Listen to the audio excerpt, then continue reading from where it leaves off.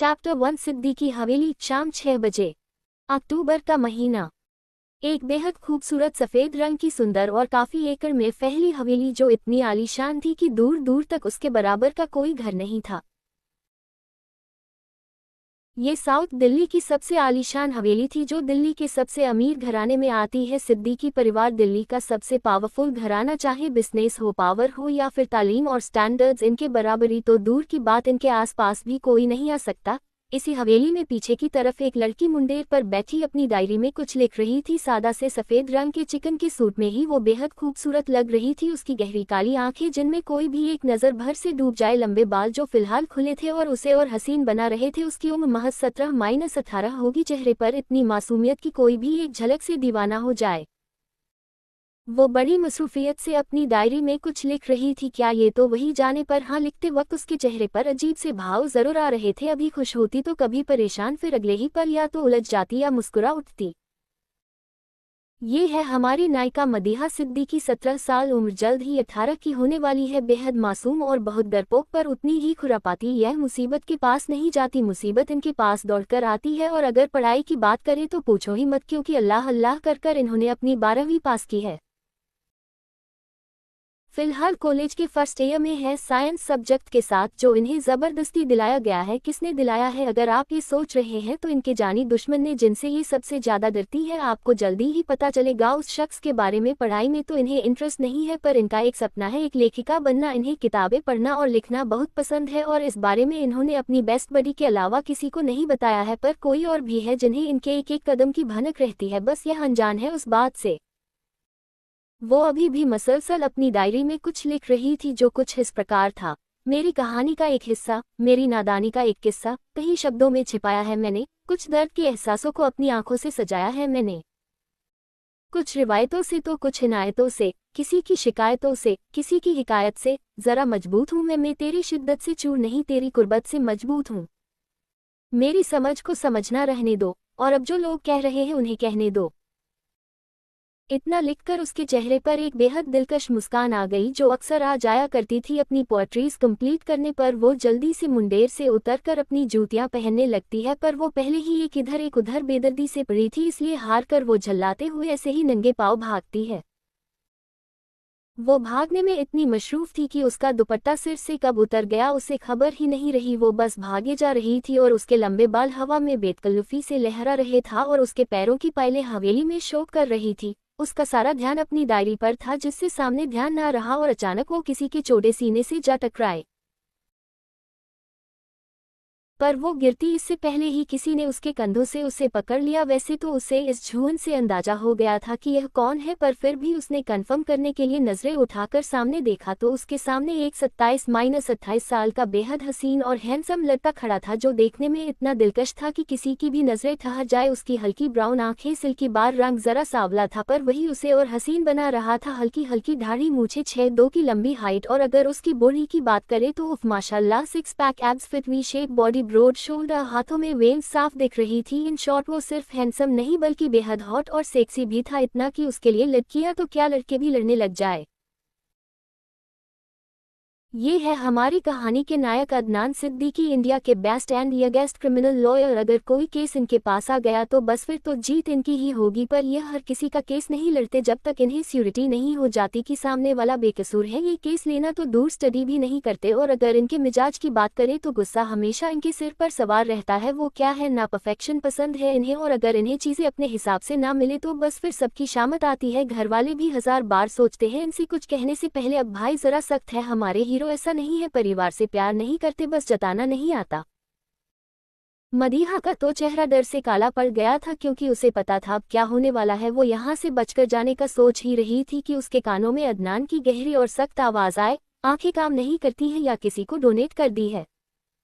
उसकी बात सुनकर मदीहा सिर झुकाए अच्छा बच्चों की तरह अपनी मासूम आवाज में कहती है, सॉरी भाई वो।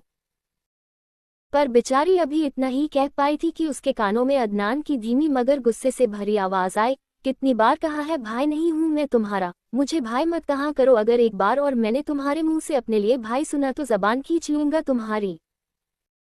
उसकी बात सुनकर मदीहा जल्दी जल्दी अपना सिर हिलाते हुए हाँ में गर्दन हिलाती है। तभी अदनान उसका हुलिया देख दोबारा गुस्से में कहता है, दुपट्टा सिर से नीचे क्यों है तुम्हारा, और यह क्या बिखरा हुलिया बना रखा है तुमने?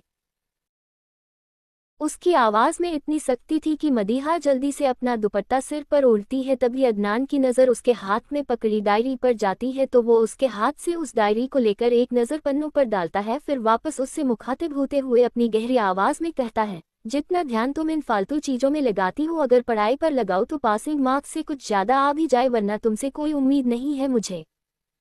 उसकी बात सुनकर मदीहा वैसे ही नज़रें नीचे करे हुए कहती है, मैं इतनी भी बुरी नहीं हूँ पढ़ाई में।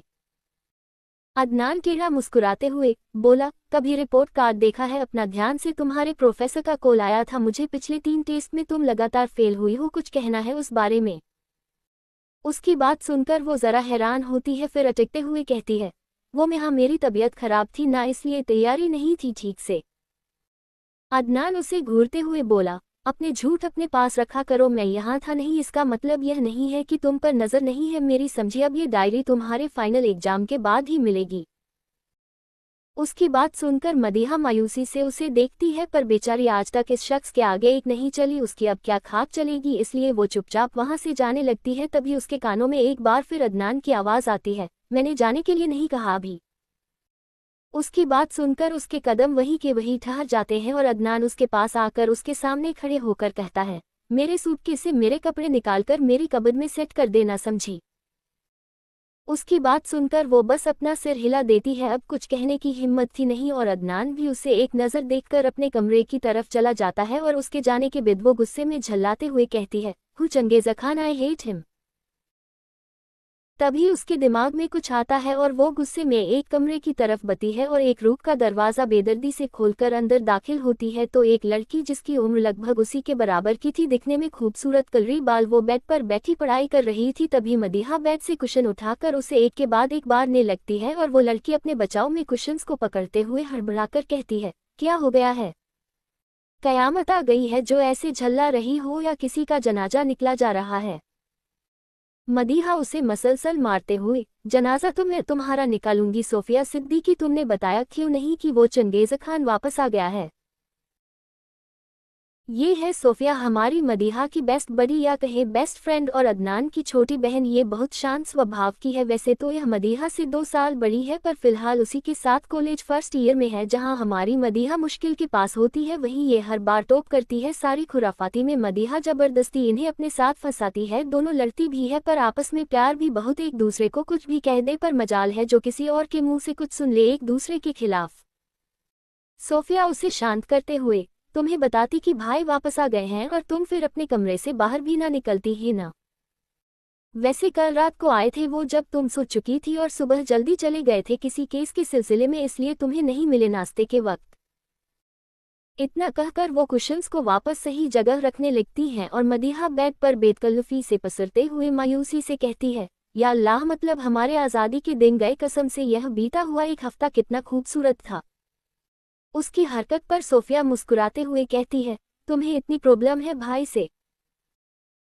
मदीहा उसकी तरफ देखकर, इतनी नहीं बहुत प्रॉब्लम है मुझे तुम्हारे भाई से। अरे इतना तो मेरे अब्बा रोक टोक नहीं करते जितना वो फ्री की जेल करते हैं, मतलब यहाँ मत जाओ वहाँ मत जाओ, ऐसे मत बैठो खड़े मत हो, इससे बात मत करो, सिर पर दुपट्टा लो, यहाँ जाओ ये करो वो मत करो, उफ खुदाया, जब तक वो घर में रहते हैं सांसें नहीं चलती मेरी। सोफिया बोली, शर्म करो, मेरे भाई की बुराई मेरे ही सामने कर रही हो, इतने बुरे भी नहीं है वो, बस जरा पर्टिकुलर और पैंटक्वल है और हमें डिसिप्लिन सिखाना चाहते हैं।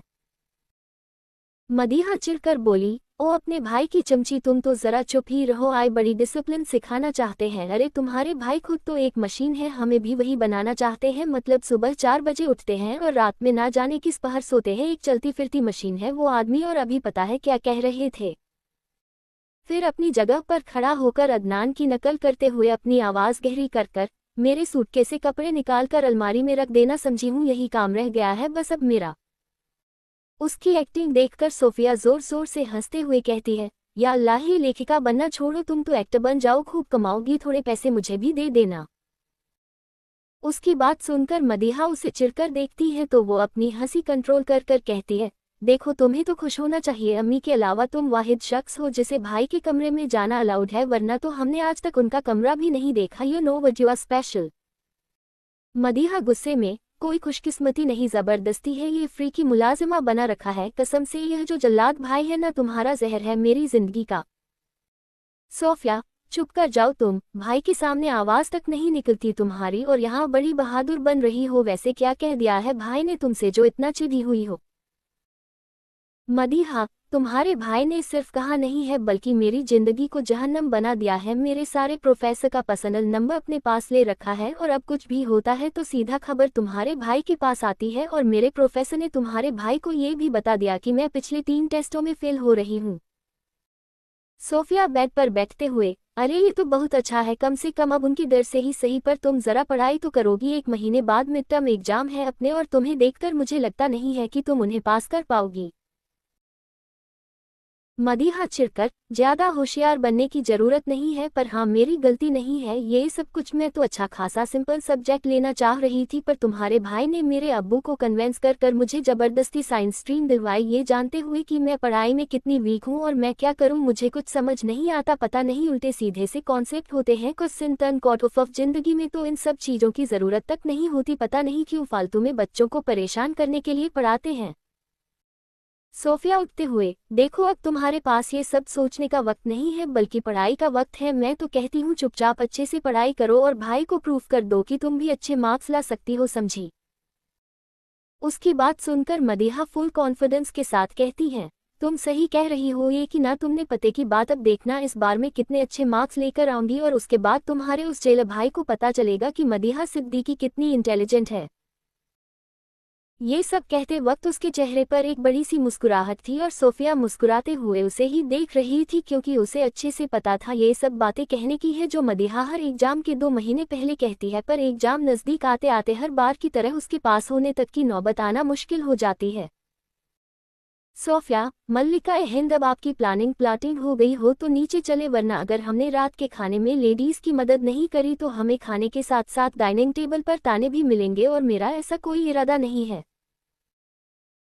इतना कहकर वो मदीहा का हाथ पकड़कर उसे घसीटते हुए अपने साथ ले जाती है।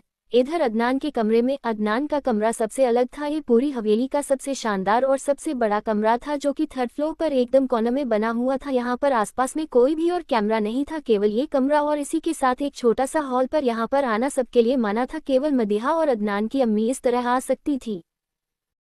अदनान कमरे में आकर एक नज़र उस डायरी को देखता है, फिर वही कमरे में मौजूद एक बड़े से अलमारी के पास जाकर उसे खोलता है तो उसके अंदर एक लॉकर था जिसे देखकर ऐसा लग रहा था जैसे दुनिया जहां की सबसे जरूरी चीजें उसमें रखी गई होगी। वो उसे खोलता है तो उसमें कुछ ऐसी चीजें थी जो शायद बाकी लोगों के लिए इतनी कीमती नहीं होगी पर अदनान के लिए काफी कीमती थी। उसमें एक लड़की का hair band, earring, hair clip और भी काफी सारी चीज थी, पर वह सारी ही चीज किसी लड़की की थी। अदनान उस डायरी को भी उसी लॉकर में रखकर एक नजर देखता है, फिर अलमारी से अपने कपड़े निकालकर बाथरूम की तरफ चला जाता है। चैप्टर 2 डांट। इससे पहले कहानी शुरू करे जरा आपका तारुफ घर वालों से करवा देते। रुखसार बेगम अदनान और मदीहा की दादी, उम्र 70, बेहद सलीके और अदब लिहाज वाली खातून है। यह अपने बेटे बहू से बहुत प्यार करती है। घर ही हेड है तो सब इनकी बात मानते हैं, सिवाय हमारे अदनान मियाँ के। वो किया है ना, वो अपने हिसाब से चलते हैं और इन्हें सबसे ज्यादा उन्हीं की फिक्र रहती है। इनके 2 बेटे हैं, बड़े बेटे सहीर सिद्दीकी, उम्र -63, इनका मिजाज भी बहुत अच्छा है, बेहद शांत और समझदार। इनकी बीवी है शिफा बेगम, उम्र 58, जो इन्हीं की तरफ बेहद सुलझी हुई और शांत है। इसके बाद आते हैं जमाल सिद्दीकी पर, उम्र -55, रुखसार बेगम के छोटे बेटे, बेहद मस्त मौला और खुश मिजाज। इनके लिए इनके भाई सबसे ऊपर है। इनकी बेगम है नाजिया बेगम, उम्र -48, ये भी बहुत सलीकेदार और मोहब्बत पसंद शख्स है। इनके लिए इनका परिवार सबसे ऊपर है और शिफा जी तो इनकी बेस्ट फ्रेंड है। अब आते हैं इनके बच्चों पर। शिफा जी और सहीर जी के 3 बच्चे हैं। सबसे बड़ा अदनान सिद्दीकी जिनसे आप मिल चुके हैं, यानी हमारे हीरो, उम्र -28।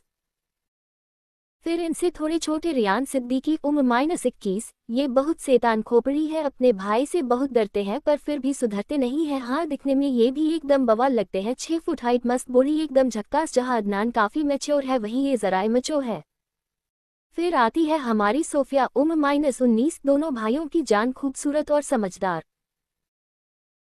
फिर आते हैं हमारी मदीहा में, जो जमाल और नाजिया जी की बेटी है। शादी के 22 साल तक उन्हें कोई औलाद नसीब नहीं हुई। ना जाने कितनी दुआओं के बाद मदीहा का जन्म हुआ और उसके जन्म के बाद से ही घर में खुशियां ही खुशियां आने लगी। बिजनेस में भी बहुत तरक्की हुई, इसलिए घर में सब उसे पलकों पर बिठा कर रखते हैं और वो भी सबको अपनी उल जलूल हरकतों से एंटरटेन करती है। अगर किसी से उसे डर लगता है तो वो बस हमारे अदनान मियाँ ही है। इन सब के अलावा रुखसार बेगम की बेटी जमीला भी यही रहती है। उनकी शादी के 15 साल बाद उनके शौहर इंतकाल फरमा गए। ससुराल वालों ने उन्हें कोई खासा तवज्जो नहीं दी तो वो यहाँ आ गई हमेशा के लिए अपने बेटे को लेकर। वो जब आई तक प्रेग्नेंट भी थी। इनका मिजाज भी बहुत हंसमुख है। यह अपनी भाभियों से बहुत प्यार करती है और घर के बच्चों से भी।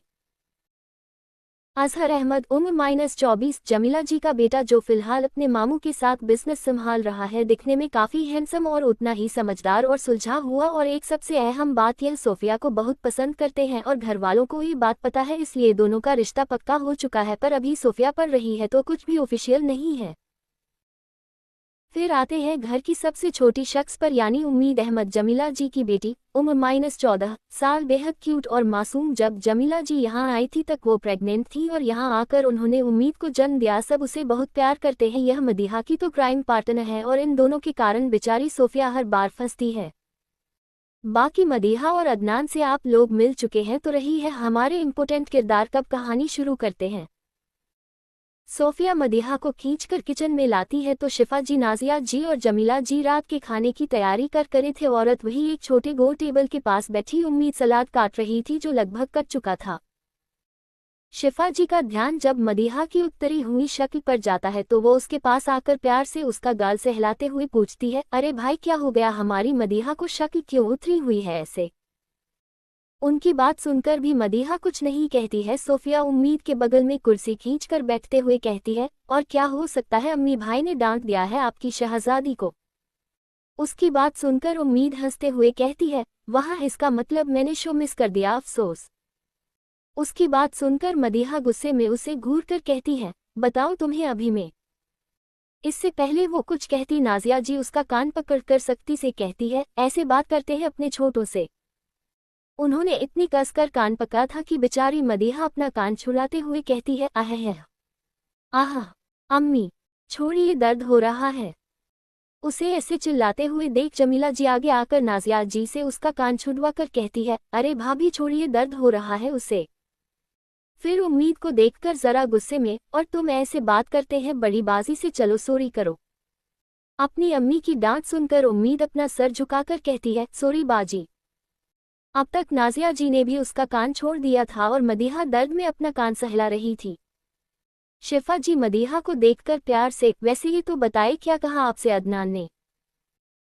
उनकी बात सुनकर मदीहा हल्के गुस्से में कहती है, ताई अम्मी उन्हें कोई वजह नहीं चाहिए होती मुझे सुनाने के लिए, पता नहीं क्या दुश्मनी है उनकी मुझसे। आप मुझे सच सच बताए, क्या खाकर पैदा किया था आपने उन्हें जो वो ऐसे चलते फिरते कड़वे करेले की तरफ है। उसकी बात सुनकर शिफा जी कुछ कहती उससे पहले ही नाजिया जी जो सब्जियां काट रही थी उसे घूरते हुए कहती है, जरूर तुमने ही कुछ किया होगा इसलिए उसने तुम्हें डांटा है, वरना हमें तुम्हारी हरकतें पता नहीं है क्या, एक गिलास तक तो उठाया नहीं जाता तुमसे ठीक से, और यह क्या तरीका है बात करने का, 10 साल बड़ा है अदनान, तुमसे जरा एहतराम किया करो। उनकी बात सुनकर मदीहा चिढ़कर कहती है, अम्मी आपको तो वो हमेशा सही लगते हैं। उसकी बात सुनकर नाजिया जी कहती है, लगता नहीं है, वो है ही परफेक्ट। उनकी बात सुनकर अब मदीहा क्या ही कहती, उसे अपनी अम्मी से ऐसी ही उम्मीद थी। वहीं उसका उतरा चेहरा देखकर शिफा जी समझाते हुए कहती है, बेटा वो थोड़ा सख्त है पर सबकी फिक्र भी तो बहुत करता है, बस उसे जताना नहीं आता, और तुम्हारे लिए तो उसके दिल में अलग ही जगह है। एक बार को वो उम्मीद और सोफिया के लिए अपनी ट्रिप से कुछ न लाए, पर तुम्हारे लिए तो कहीं भी जाता है कुछ ना कुछ तो लाता ही है। उनकी बात पूरी होते ही नाजिया जी कहती है, और नहीं तो क्या, कितना ख्याल रखता है तुम्हारा, तुम्हारी ज़रूरतों का इतना ख्याल तो तुम्हारे अब्बा नहीं रखते जितना वो रखता है। किसी चीज़ की अगर तुम्हें ज़रूरत हो तो तुम्हारे कहने से पहले आ जाती है। उनकी बातें सुनकर मदीहा समझ गई थी कि फिलहाल उसका कुछ भी कहना काम नहीं करने वाला, क्योंकि सब घर वाले अदनान की तरफ है, इसलिए वो चुपचाप वहीं खड़ी रही। वही सोफिया जो ये सब कुछ सुन रही थी वह बात बदलने के इरादे से कहती है, आप लोग भी ना क्या बातें लेकर बैठ गए, हमें बताएं हम खाने में कुछ मदद करवाएं। उसकी बात सुनकर नाजिया जी प्यार से कहती है, अरे नहीं नहीं बेटा, हम सब कर लेंगे, तुम दोनों वैसे भी कॉलेज से आए हो, थकी हो, इसलिए बाहर जाओ, हम देख लेंगे। और उम्मीद बेटा तुम भी जाओ, तुमने सलाद काट लिया, बहुत मदद हो गई। उनकी बात सुनकर मदीहा, सोफिया और उम्मीद बाहर हॉल में रखे सोफे पर बैठ जाते हैं। वो अभी बैठी ही थे कि उम्मीद फिर से मदीहा को छेड़ते हुए पूछती है, वैसे बाजी आपने मुझे बताया नहीं कि आज अदनान भाई ने आपकी क्लास किस वजह से लगाई। ये कहते वक्त उसके चेहरे पर एक शरारती मुस्कुराहट थी, जिसे समझते हुए मदीहा सोफे पर रखा कुशन लेकर उसे मारते हुए कहती है, मैं तुम्हें बता रही हूँ चुप हो जाओ, वरना इसके बाद तुम्हारा जो हाल करूंगी ना, तुम्हारी अम्मी भी नहीं बचा पाएंगी। उम्मीद सोफे से उठकर भागते हुए कहती है, अरे बाजी आप ये जो मेरे सामने शेर बन रही है, अदनान भाई के सामने क्या हो जाता है आपको। इतना कहकर वो भी एक कुशन उठाकर मदीहा को मारती है। वही उसकी बातें सुनकर मदीहा और चिढ़ जाती है और वो उसी कुशन को पकड़कर जो उम्मीद ने उसे मारा था वापस तेजी से उसकी तरफ फेंकते हुए कहती है, तुम्हें तो मैं बताती हूँ। पर इससे पहले कि वो कुशन उम्मीद को लगता, वो एकदम से झुक जाती है और वो कुशन उसके पीछे सीढ़ियों से उतर रहे फोन पर बात कर रहे अदनान के मुंह पर लगता है और इसके साथ ही हॉल में एकदम शांति छा जाती है, जैसे वहां कोई हो ही ना, और मदीहा को तो जैसे कौंटों तो खून ही नहीं। अदनान का चेहरा इस वक्त गुस्से से लाल हो रहा था। वो एकटक मदीहा को ऐसे घूर रहा था जैसे अभी उसकी बिरयानी कोरमा बनाकर खा जाएगा, और यकीनन उस जैसे सन के आदमी का क्या भरोसा वो ऐसा कर सकता था। ऐसा मुझे नहीं मदीहा को लगता था। अदनान अपनी गहरी आवाज में फोन के दूसरे तरफ वाले शख्स से कहता है, mister Khan, I will talk to you later. इतना कहकर वो बिना कुछ सुने फोन काट देता है और मदीहा को घूर कर कहता है, इधर आओ। उसकी आवाज इतनी सख्त थी कि मदीहा कांप गई। वो एक नज़र उम्मीद और सोफिया की तरफ देखती है, इस आस से कि वो उसकी कुछ मदद करे, पर वो तो अपना सिर नीचे झुकाए खड़े थे। अब भाई उन्हें बलि का बकरा थोड़ी बनना था। अदनान जब अपनी बात अनसुनी होता देखता है तो इस बार जरा गुस्से में चिल्लाते हुए कहता है, मैंने कहा इधर आओ। उसकी आवाज इतनी तेज थी कि पूरी हवेली में गूंज गई और किचन में काम कर रही नाजिया जी, शिफा जी और जमीला जी भी उसका चिल्लाना सुनकर हॉल में आई तो मदीहा और अदनान को देखकर समझ गई कि फिर कोई कांड किया है लड़की ने। शिफा जी उनकी तरफ बढ़ने को हुई तो नाजिया जी उन्हें रोकते हुए कहती है, रहने दीजिए भाभी, जरूर इसने कुछ किया होगा, हम सबकी तो बात मानती नहीं है, कम से कम अदनान की तो सुनती है, जरा डांट लगाएगा तक अंकल आएंगी। उनकी बात सुनकर शिफा जी जरा फिक्र से कहती है, पर तुम तो जानती हो ना उसका गुस्सा। उन्हें अंदाजा था अपने बेटे के उलझे रवैये का। नाजिया जी उन्हें शांत करते हुए, हाँ भाभी मुझे सब पता है, आपका बेटा है वो, पर मैंने भी पाला है, आप फिक्र ना करें। उनके कहने पर शिफा जी शांत हो गई, पर उन्हें अभी भी चिंता थी मदीहा की। भले ही मदीहा को जन्म नाजिया जी ने दिया था, पर जिगर का टुकड़ा वो उनकी भी थी। इधर मदीहा हिम्मत कर नन्हे नन्हे कदम लेकर अदनान के सामने जाकर खड़ी हो जाती है और अपना सिर झुका लेती है। उसे देखकर ऐसा लग रहा था जैसे बिल्ली के बच्चे को शेर के सामने ला खड़ा किया है। कहाँ अदनान 6 फुट 2 इंच, कहाँ वो सिर्फ 5 फुट 2 इंच। अदनान अपने हाथ बांधे उसे गुस्से में घूरे जा रहा था। कुछ देर तक यही सिलसिला चला, फिर आखिर अपनी खामोशी तोड़ते हुए उसने शांत मगर गहरी आवाज में पूछा, तुम्हें मैंने मेरे कपड़े कबर्ड में लगाने के लिए कहा था, वो हो गया। उसकी बात सुनकर मदीहा की जैसे सांसें रुक गई। उसे याद आया कि वो तो इस बारे में भूल ही गई थी। वही उसे फिर खामोश देखकर अदनान दोबारा जरा चिल्लाते हुए पूछता है, मैंने पूछा काम हुआ या नहीं। उसकी आवाज से ही वो कांप गई थी। फिर जरा हिम्मत कर कहती है, मैं दरअसल मैं। उसकी आधी अधूरी बातों पर अदनान चिढ़कर कहता है, साफ साफ कहो, सारी जिंदगी यही नहीं खड़ा रहना है मैंने। इस बार वो आंखें बंद कर एक ही सांस में कहती है, मैं भूल गई थी। अदनान, ओ आप भूल गई थी। जान सकता हूँ मुल्क की हिफाजत और तरक्की में ऐसा कौन सा फैसला सुनाना था आपको जो आप भूल गई। फिर गुस्से में आगे कहता है, पढ़ाई और ज़रूरी कामों के अलावा तो माशाअल्लाह से आपको सब याद रहता है। उसका ताना समझते हुए वो कहती है, सॉरी भाई। वो बेचारी इतना ही कह पाई थी कि उसके कानों में अदनान की डरावनी आवाज़ आती है, भाई नहीं हूँ मैं, तुम्हारा कितनी बार समझाया है। उसके ऐसे चिल्लाने पर वो कुछ और बोल ही नहीं पाती। उसे अच्छे से पता था कि अदनान को उसका भाई कहना बिल्कुल पसंद नहीं था। वो इतनी स्टूपिड और क्लमजी थी कि वो उससे कोई रिश्ता नहीं जोड़ना चाहता, ऐसा उसे लगता था। उसे चुप देखकर अदनान दोबारा अपनी गहरी आवाज में कहता है, 5 मिनट में ये सब साफ कर मेरे रूम में जाकर कपड़े कबर्ड में लगाओ, समझी। उसकी बात सुनकर मदीहा जल्दी जल्दी अपना सिर हाँ में हिलाने लगती है। अदनान अभी भी उसे ही घूर रहा था कि तभी उसकी नज़र मेन एंट्रेंस से अंदर आ रहे रियान पर जाती है, जिसका हुलिया देखकर साफ पता चल रहा था कि वो कहीं पार्टी से आ रही है। उसने एक सिंपल व्हाइट टी शर्ट के ऊपर ब्लैक जैकेट पहनी हुई थी, नीचे ब्लू जीन्स और पैरों में पार्टी शूज। वो मस्त मौला अंदाज में हॉल में आ रहा था, पर जैसे ही उसकी नज़र अदनान पर गई वो ठिठक गया। यकीन उसे उसके यहाँ होने की उम्मीद नहीं थी। उसे तो लगा था कि वो अपनी स्टडी रूम में होगा, पर अब जब वो यहाँ था उसकी शामत लगना तो पक्का था। अदनान उसे देखकर सख्त आवाज में, कहाँ से आ रहे हो तुम? रिया गर्दन नीचे करे डरते हुए कहता है, वो भाई एक दोस्त का बर्थडे था तो उसने पार्टी दी थी। अदनान, अच्छा तो तुम्हें घर आने का होश ही नहीं रहा? तुम्हें पता है ना कि 6 बजे से पहले घर आना होता है और अभी 7 बज रहे हैं। रियान, सॉरी भाई। वो उसकी बात बीच में काटकर अदनान आगे कहता है, अपना ये हुलिया ठीक करो और स्टडी रूम में आकर मिलो। इतना कहकर वो वहां से जाने लगता है, फिर एकदम से रुककर मदीहा को घूर कर करता है, तुम्हें मैंने यहाँ खड़े रहने के लिए नहीं कहा है, सो मूव। इतना कहकर वो अपने स्टडी की तरफ चला जाता है। छतरी तोहफा। हॉल में मदीहा अभी भी वही खड़ी थी। उम्मीद और सोफिया भी मायूसी से उसे देख रहे थे। रियान सोफे पर पसरते हुए कहता है, आज यह इतना भड़के क्यों है?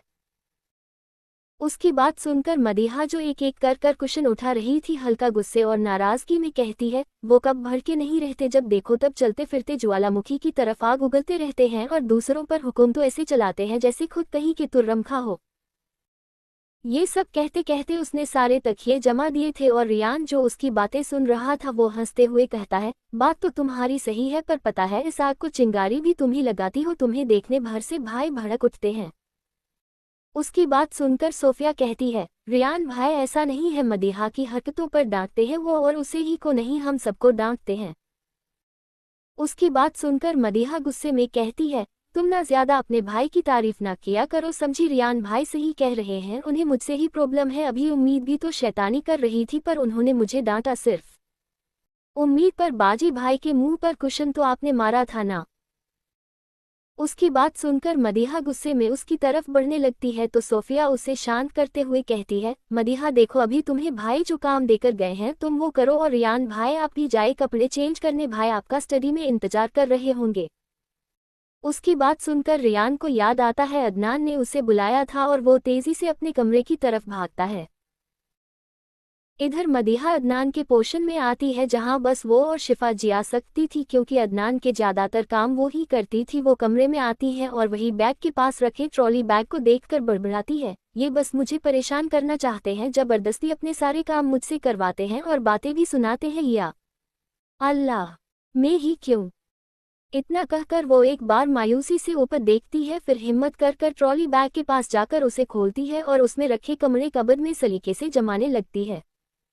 उसे पता था अगर उसने एक कपड़ा भी गलत तरीके से रखा तो उसकी खैर नहीं। फिर इधर रियान कपड़े बदलकर सेकंड फ्लोर पर बने अदनान के स्टडी रूम के बाहर पहुंचा, पर अंदर जाने की हिम्मत नहीं थी। वो वही बाहर खड़ा किसी तरह दरवाज़ा खटखटाने के लिए हिम्मत जोड़ ही रहा था कि उसके कानों में अदनान की सर्द आवाज़ आए, अंदर आ जाओ। उसकी आवाज़ सुनकर पहले तो वो चौंका कि भाई अदनान को कैसे पता कि वो बाहर है, फिर उसे समझ आया कि वो अदनान सिद्दीकी है, इंडिया का बेस्ट क्रिमिनल लॉयर, वो कुछ भी कर सकता है। यही सोचकर वो स्टडी रूम का दरवाज़ा खोलकर अंदर जाता है और उसकी नज़र अदनान पर जाती है, जिसने एक सिंपल सा सफ़ेद रंग का कुर्ता पजामा पहना हुआ था और आंखों पर चश्मा लगाए वो किसी फाइल में मुख्तलिफ था। उसे देखकर एक पल को तो रियान की नज़रें भी उस पर ठहरी। वो इस बात से इनकार नहीं कर सकता था कि उसका भाई बेहद हसीन शख्सियत का मालिक है। वो यही सब सोच रहा था कि तभी उसके कानों में अदनान की आवाज़ आई, जो अभी भी अपनी फाइल में बिजी था। वो बिना उसे देखे ही कहता है, दरवाज़ा बंद कर अंदर आओ। उसकी बात सुनकर अदनान होश में आता है और डरते हुए दरवाजा बंद कर अदनान के सामने जाकर सिर झुकाए खड़ा हो जाता है। वही अदनान अपनी फाइल साइड में रखकर सख्ती से कहता है, घड़ी है तुम्हारे पास? उसके सवाल पर वो नासमझी में उसे देखकर पूछता है, जी भाई, मतलब आपने ही तो पिछले महीने लिमिटेड एडिशन की वॉच गिफ्ट की थी। अदनान, जब घड़ी थी तो टाइम भी देखना आता ही होगा, फिर जान सकता इतनी देर कैसे हुई? तुम्हें पता है ना कि 6 बजे तक सबको घर पर होना होता है। रियान हिचकिचाते हुए, सॉरी भाई, वो दरअसल एक फ्रेंड का बर्थडे था, आगे से नहीं होगा। उसकी बात सुनकर अदनान कुछ नहीं कहता, बस खामोशी से उसे देखता रहता है। फिर अपनी गहरी और सख्त आवाज में कहता है, तुम्हारी 1 महीने की पॉकेट मनी बंद, और हाँ 1 महीने तक तुम अपनी कार भी यूज नहीं करोगे, तो चाबी यही छोड़कर जाओ। उसकी बात सुनकर रियान हड़बड़ाते हुए कहता है, पर भाई मैं कॉलेज कैसे जाऊंगा? अदनान अपनी चेयर से उठते हुए बेहद नोमल अंदाज में कहता है, जाना उसी के साथ जिसके साथ पार्टी में गए थे। इतना कहकर वो बिना उसकी कोई बात सुने वहां से चला जाता है और रियान मायूसी से उसे देखता रह जाता है। इधर अदनान के कमरे में मदीहा ने लगभग सारे कपड़े बड़े सलीके से अरेंज कर दिए थे और वो एक नज़र सेटिस्फैक्शन में कबर्ड को देख रही थी कि कहीं कोई गलती ना हो जाए, वरना अदनान फिर उसकी सिमांड लगाता। वो इन सब में इतना खोई हुई थी कि उसे एहसास ही नहीं हुआ कि अदनान कमरे में आ चुका है और वहीं रखी बड़ी सी स्टडी टेबल से टिककर हाथ बांधे बिना किसी भाव के उसे ही देख रहा था। मदीहा जब अपने जमाए कपड़ों से पुरसुकून होती है तो जैसे ही पलटती है अपने सामने अदनान को देखकर उसके पैर ठिठक जाते हैं। जो उसे ही देख रहा था वो उसे वहां देखकर हड़बड़ाते हुए कहती है, मैंने कर दिए कपड़े सेट। इतना कहकर वो अपना सिर झुका लेती है। अदनान से उसे ना जाने क्यों हमेशा से ही डर लगता था, ऊपर से उसका वो सख्त मिजाज और बात बात पर उस पर गुस्सा करना, डांटना, चिल्लाना, रोकना टोकना इस डर में और इजाफा कर देता था। अदनान को बड़े गौर से उसे ही देख रहा था। धीरे धीरे उसकी तरफ अपने कदम बढ़ाने लगता है और उसे अपने तरफ आता देख मदीहा एकदम से घबराकर एक कदम पीछे लेती है, पर तब तक वो उसके बगल से निकलकर कबर्ड के पास पहुंच जाता है और वो मासूम सुकून की सांस लेती है। इधर अदनान कबर्ड के पास पहुंचकर एक नज़र अच्छे से मुआयना करता है और जब उसे सब कुछ अपनी जगह पर मिलता है तो वो एक सुकून की सांस लेकर अपनी गहरी आवाज में कहता है, गुड। उसका गुड सुनकर मदीहा को भी यकीन हो जाता है कि सब कुछ ठीक है, तो वो जल्दी से वहां से जाने के लिए अपने कदम बढ़ाती है। तभी उसके कानों में अदनान की सख्त आवाज आती है, मैंने जाने के लिए नहीं कहा अभी। उसकी आवाज़ सुनकर उसके कदम अपने आप रुक जाते हैं और वो डर कर अपनी आंखें मूंद लेती है और अपने मन में सोचती है, आसमान से गिरी खजूर में अटकी, या अल्लाह सब तो कर दिया, अब क्यों रोका है इन्होंने? फिर सुनाएंगे अल्लाह ताला, अगर आपको मुझसे कोई पर्सनल इशू है तो जहन्नुम भेज दो, बस इस जेल से बचाओ। वो यही सब सोच रही थी, तभी उसके कानों में फिर एक दफ़ा अदनान की आवाज़ आई, यहाँ आओ। उसकी आवाज़ सुनकर तो उसका हाल और बुरा हो गया। वो बड़बड़ाते हुए आहिस्ता से कहती है, अभी तक तो सिर्फ डांटते थे, अब क्या हाथ भी उठाएंगे जो अपने पास बुला रहे हैं? उसे अपनी बात ना सुनते देख अदनान दोबारा जरा तेज आवाज में कहता है, आंखों के साथ तुम्हारे कानों ने भी काम करना बंद कर दिया है, मैंने कहा यहाँ आओ। उसकी इतनी सख्त आवाज सुनकर मदीहा डर से कांप जाती है और हिम्मत कर कर पीछे पलटती है और सिर नीचे करे हुए ही उसकी तरफ जाती है। वो इतने धीरे धीरे चल रही थी जैसे उसने ठान ली हो कि 2-4 जन्म तो लगे ही कम से कम।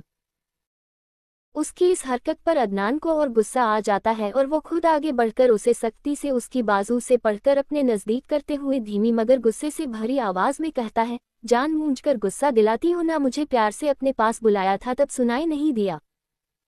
उसके इतने तेज बोलने पर मदीहा कांप रही थी, ऊपर से अनजाने में ही सही पर उसकी पकड़ भी काफी मजबूत थी मदीहा के बाजुओं पर। उसे इस तरह डरता देख अदनान उसे छोड़ता है और अपना गुस्सा शांत करने के लिए अपनी बंद कर कर एक गहरी सांस लेता है। फिर बैग की तरह इशारा करते हुए उससे कहता है, बैठो। उसके इस तरह बैठने का कहते देख मदीहा हिम्मत कर कर पूछती है, क्यों? अदनान, मैंने जो कहा है वो करो, सवाल मत करो ज्यादा।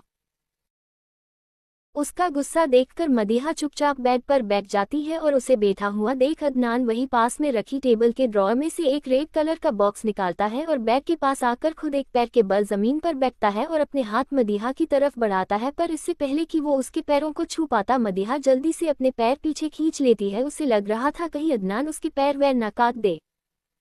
उसकी इस हरकत पर अदनान एक नज़र उसे घूर कर देखता है तो मदीहा डरते हुए अपनी नज़र झुकाकर रह जाती है और अदनान दोबारा उसका पैर थमता है, पर इस बार वो अपना पैर पीछे खींचने की गलती नहीं करती और उस रेड बॉक्स को खोलता है तो उसमें बेहद खूबसूरत सी सोने की पायलें थी जिनमें छोटे छोटे डायमंड लटक रहे थे। उन पायलों को देखकर मदीहा तो उनकी खूबसूरती में खो जाती है। वहीं अदनान आहिस्ता से उसे वो पायलें पहनाता है। पायलें पहनाने के बाद वो उसे देखकर अपनी सख्त आवाज में कहता है, अगर तुम्हारे पैर से यह उतरी तो मैं तुम्हें चलने लायक नहीं छोड़ूंगा, समझी? उसकी आवाज़ सुनकर मदीहा जल्दी जल्दी हाँ में गर्दन हिलाती है तो अदनान आगे कहता है, अब दफ़ा हो यहाँ से। उसकी मंजूरी मिलते ही मदीहा जल्दी से बेड से उठकर लगभग दौड़ते हुए वहां से भाग जाती है और अदनान काफी देर तक वही खड़ा दरवाजे को देखता रहता है। जब फोर्ट सारी जिंदगी संभालना पड़ेगा। मदीहा नीचे हॉल में आई तो रुखसार जी, जमाल जी और सहीर जी से बात कर रही थी। अजहर भी वही बैठा था, वो लोग अभी ऑफिस से आए थे। रुखसार जी को देखता मदीहा चहकते हुए उनके पास जाकर कहती है, दादी। उसकी आवाज सुनकर रुखसार जी मुस्कुराते हुए कहती है, अरे मेरी सोंचड़ी कहाँ थी, इतनी देर से घर बिल्कुल खाली लग रहा था। वो कुछ कहती उससे पहले ही सोफिया जो सबके लिए पानी ला रही थी पीछे से कहती है, आपकी सोंचड़ी को आज फिर भाई की डांट पड़ी है दादी, इसलिए आपको नजर नहीं आई। इतना कहकर वो मुस्कुराते हुए सबको पानी देती है और जब अजहर की तरह ट्रे बढ़ाती है तो वो प्यार से उसे देखकर मुस्कुराते हुए पानी ले लेता है। वही सोफिया उसकी मुस्कुराहट से जरा शर्मा जाती है। सहीर जी पानी पीते हुए, अरे भाई उसकी हिम्मत कैसे हुई हमारी मदीहा को कुछ कहने की। उनकी बात सुनकर किचन से आ रही नाजिया जी कहती है, अरे भाई साहब जैसी इसकी हरकतें हैं, अदनान अगर ना डांटे तो क्या करे, एक काम ठीक से नहीं होता, इसे कल को ब्याह कर दूसरे घर जाना है। मुझे तो डर लगा रहता है कहीं ऐसा ना हो इसके ससुराल वाले दूसरे ही दिन इसे वापस छोड़ जाएं और हम सब पर भी अंडे और टमाटर फेंक कर जाए। उम्मीद जो वही बैठी थी तपाक से कहती है, छोटी मुमानी आप चिंता ना करें, वो लोग हम पर टमाटर नहीं फेंकेंगे। नाजिया जी, अच्छा और तुम्हें कैसे पता। उम्मीद मुस्कुराते हुए, अरे मुमानी कौन बाजी पर टमाटर फेंक कर बर्बाद करेगा, वैसे ही इतनी महंगे चल रहे हैं 400 रुपए किलो पर, हाँ अंडों की गारंटी नहीं ले सकती मैं। उसकी बात सुनकर सब हंसने लगते हैं। वहीं मदीहा गुस्से में उस पर चिल्लाते हुए कहती है, तुम ना एक दिन पिट जाओगी मुझसे कसम से। इतना कहकर वो उसकी तरफ बढ़ती उससे पहले ही उम्मीद सोफिया के पीछे छिप जाती है, पर तभी रियान जो पीछे से आ रहा था उसके सिर पर एक तपली मारकर करता है, अरे खबरदार जो हमारी मदीहा को कुछ कहा तो। अजहर खड़ा होकर मदीहा के पास आकर उसे साइड हग करते हुए, हाँ अपनी सोंचलिया के खिलाफ में भी कुछ नहीं सुनूंगा और देखना हमारी मदीहा हो बहुत अच्छा ससुराल मिलेगा। उनकी बात सुनकर शिफा जी जो सबके लिए चाय ला रही थी वो भी मुस्कुराते हुए कहती है, बिल्कुल ठीक कहा अजहर ने, मेरा दिल कहता है हमारी मदीहा को इतना प्यार करने वाला हमसफर मिलेगा कि लोग मिसाल देंगे उसकी, और देखना वो इतनी मोहब्बत करेगा मदीहा से जितनी किसी ने किसी से नहीं करी होगी। नाजिया जी, भाभी फिर तो वो जरूर अंधा होगा क्योंकि इसे एक काम तो ठीक से होता नहीं है, पानी लेने जाए तो गिलास तोड़ दे, चाय बनाने बोलो तो शक्कर की जगह नमक डाल दे, आप ही बताए कौन सा अजूबा होगा वो जो इससे प्यार करेगा। उनकी बात सुनकर मदीहा मुंह बनाते हुए कहती है, अम्मी आप सच सच बताएं, मैं आपकी सगी औलाद हूं ना, आपने मुझे अडॉप्ट किया है क्या। उसकी बात सुनकर नाजिया जी प्यार से उसके सिर पर हाथ फेरते हुए, अरे मेरी बच्ची तुम मेरी ही बेटी हो, अब सोचो अगर मुझे अडॉप्ट ही करना होता तो मैं तुम जैसी निकम्मी औलाद को अडॉप्ट करती, नकल से इतनी हमक लगती हूँ तुम्हें। उनकी बात सुनते ही सब जोर जोर से हंसने लगते हैं। वही मदीहा की शक्ल तो ऐस बड़ी हो गई थी जैसे अभी रो देगी। उसे ऐसे देखकर जमाल जी डांटते हुए कहते हैं, अरे नाजिया जी हमारी बेटी को आप कुछ मत कहिए समझी। सहीर जी उनकी बात में सहमति जताते हुए, और नहीं तो क्या, एक मिनट दिखे ना तो घर में शांति पसर जाती है, इतना सूना लगता है जैसे कोई है ही ना घर में। नाजिया जी आप दोनों तो रहने दे, इसके ससुराल आप ही जाएगा इसके साथ दहेज में, क्योंकि आता तो इसे कुछ है नहीं। शिफा जी, अरे आप लोग भी कहा अभी से उसकी शादी के पीछे पड़े हैं, बच्ची है अभी वो। जमीला जी, और नहीं तो क्या, सिर्फ 17 साल की तो है, बहुत वक्त है अभी शादी ब्याह में। नाजिया जी जरा सीरियस अंदाज में, जिंदगी का कोई भरोसा नहीं है, पता चला जल्दी हाथ पीले करने पड़े। उनकी बात सुनकर मदीहा एकदम से कहती है, मुझे नहीं करनी शादी। शिफा जी मुस्कुराते हुए, वो तो सबको करनी पड़ती है बेटा, और तुम्हें फिक्र करने की जरूरत नहीं है, अभी तो बहुत वक्त है, और आप लोग भी क्या बातें लेकर बैठ गए, चलिए डिनर का टाइम हो रहा है। फिर कुछ सोचकर वापस मदीहा से कहती है, बेटा तुम ही काम करोगी। मदीहा मुस्कुराते हुए, हाँ कहिए ना ताई अम्मी। शिफा जी, बेटा जरा अदनान को बुला लाओ, अपने कमरे में होगा, खाने का वक्त हो रहा है। उनकी बात सुनते ही मदीहा तुरंत कहती है, नहीं ताई अम्मी आप मुझे कोई सा भी काम दे दीजिए, बस मैं उनके पास नहीं जाऊंगी प्लीज, उनसे तो आप लोग मुझे 100 मीटर दूर ही रखा कीजिए, जब देखते हैं पता नहीं क्यों बंधक उठते हैं। एक बात आप मुझे बताएं आज की, क्या बचपन में मैंने उनका कोई पसंदीदा खिलौना तोड़ दिया था, या फिर उनकी कोई दुश्मन का नाम मुझसे मिलता है जो वो मुझ पर ऐसे खिस्से आते हैं। उसकी बात पर शिफा जी कुछ कहती उससे पहले ही वहां किसी की सख्त आवाज आती है। कभी अपनी हरकतें देखो, समझ आ जाएगा कि क्यों तुम्हें डांटता हूं मैं। यह आवाज सुनते ही मदीहा डर के मारे अपनी आंखें बंद कर देती है, पर पीछे पलटकर नहीं देखी क्योंकि उसे पता था कि यह आवाज किसकी है। अदनान जो सीढ़ियों से उतर रहा था, उसने उसकी बातें सुन ली थी और फिर क्या, अब मदीहा की हालत बिन पानी की मछली की तरफ थी। वही अदनान धीरे धीरे चलते हुए उसके पास आता है और उसके बिल्कुल सामने खड़ा होकर अपने हाथ बांधे बिना किसी भाव के एकटक उसे ही देख रहा था, और बाकी सब लोग उन दोनों को। वही मदीहा की हिम्मत नहीं थी कि नजरें उठाकर एक बार भी अदनान की तरफ देख ले। अदनान उसे घूरते हुए अपनी गहरी आवाज में कहता है, कुछ कह रही थी तुम? मदीहा जल्दी जल्दी अपना सिर ना में हिलाने लगती है। वही सिचुएशन को समझते हुए शिफा जी कहती है, अरे खाने का वक्त हो गया है, चलिए सब, वरना ठंडा हो जाएगा। उनकी बात सुनकर सभी डाइनिंग की तरफ बढ़ जाते हैं। जाना तो मदीहा भी चाहती थी, पर अदनान अभी भी बिल्कुल उसके सामने खड़ा था। अब वहां सिर्फ वो दोनों ही बचे थे। जब मदीहा को विश्वास हो जाता है कि अदनान शायद नहीं हिलेगा, तो वो खुद साइड से निकलने वाली होती है, पर बेचारी की बुरी किस्मत, उसने अभी एक कदम ही बढ़ाया था कि उसका पैर कालीन में फंस गया और वो गिरने को हुई। पर इससे पहले कि वो गिरती, अदनान ने तेजी से आगे बढ़कर उसे उसके बाजुओं से पकड़कर अपनी तरफ खींचा और वो सीधा उसके सीने से जा लगी। खुद को अदनान के इतना करीब देखकर वो डरते हुए तेजी से पीछे होती है और हकलाते हुए कहती है, सॉरी। वो मैं। अदनान हल्का सा उसके ऊपर छुपते हुए, लगता है तुम्हें सारी जिंदगी संभालना पड़ेगा, क्योंकि इस जन्म में तुम ठीक से चलना तो सीख नहीं पाओगी। इतना कहकर वो एकदम से उसका हाथ मजबूती से पकड़कर डाइनिंग हॉल की तरफ बढ़ जाता है, और बेचारी मदीहा तो उसके पीछे किसी कटी पतंग की तरफ जा रही थी। उसे समझ ही नहीं आ रहा था कि यह हो क्या रहा है, और इतनी हिम्मत थी नहीं कि अपना हाथ उसकी पकड़ से छुड़ा ले। अदनान उसे लेकर हॉल में आता है और इससे पहले किसी की नज़र उन पर पड़ती, उसका हाथ छोड़कर उसे नज़रअंदाज करते हुए अपनी चेयर पर जाकर बैठ जाता है। वही मदीहा वही की वही खड़ी रह जाती है। उसे इस तरह खड़ा देख जमीला जी कहती है, बेटा वहाँ क्यों खड़ी हो, आओ बैठो। उनकी आवाज़ सुनकर वो वापस हकीकत में आती है और अपना हाथ अदनान के हाथ में ना देखकर उसे एक सुकून मिलता है। फिर वो शांति से जाकर अपनी जगह पर बैठ जाती है।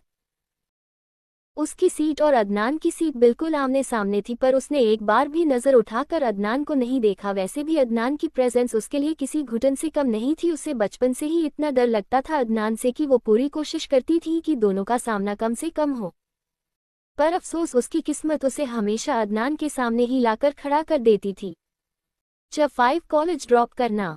रात का वक्त 10 बजे। उम्मीद, सोफिया, मदीहा, असहर और रियान पांचों इस वक्त रुखसार जी के कमरे में बैठे लूंठो खेल रहे थे। यह इनका रोज का था। पांचों खाने के बाद या तो लोन में बैठकर दिन भर की बातें करते या रुखसार जी के कमरे में लूठो खेलते।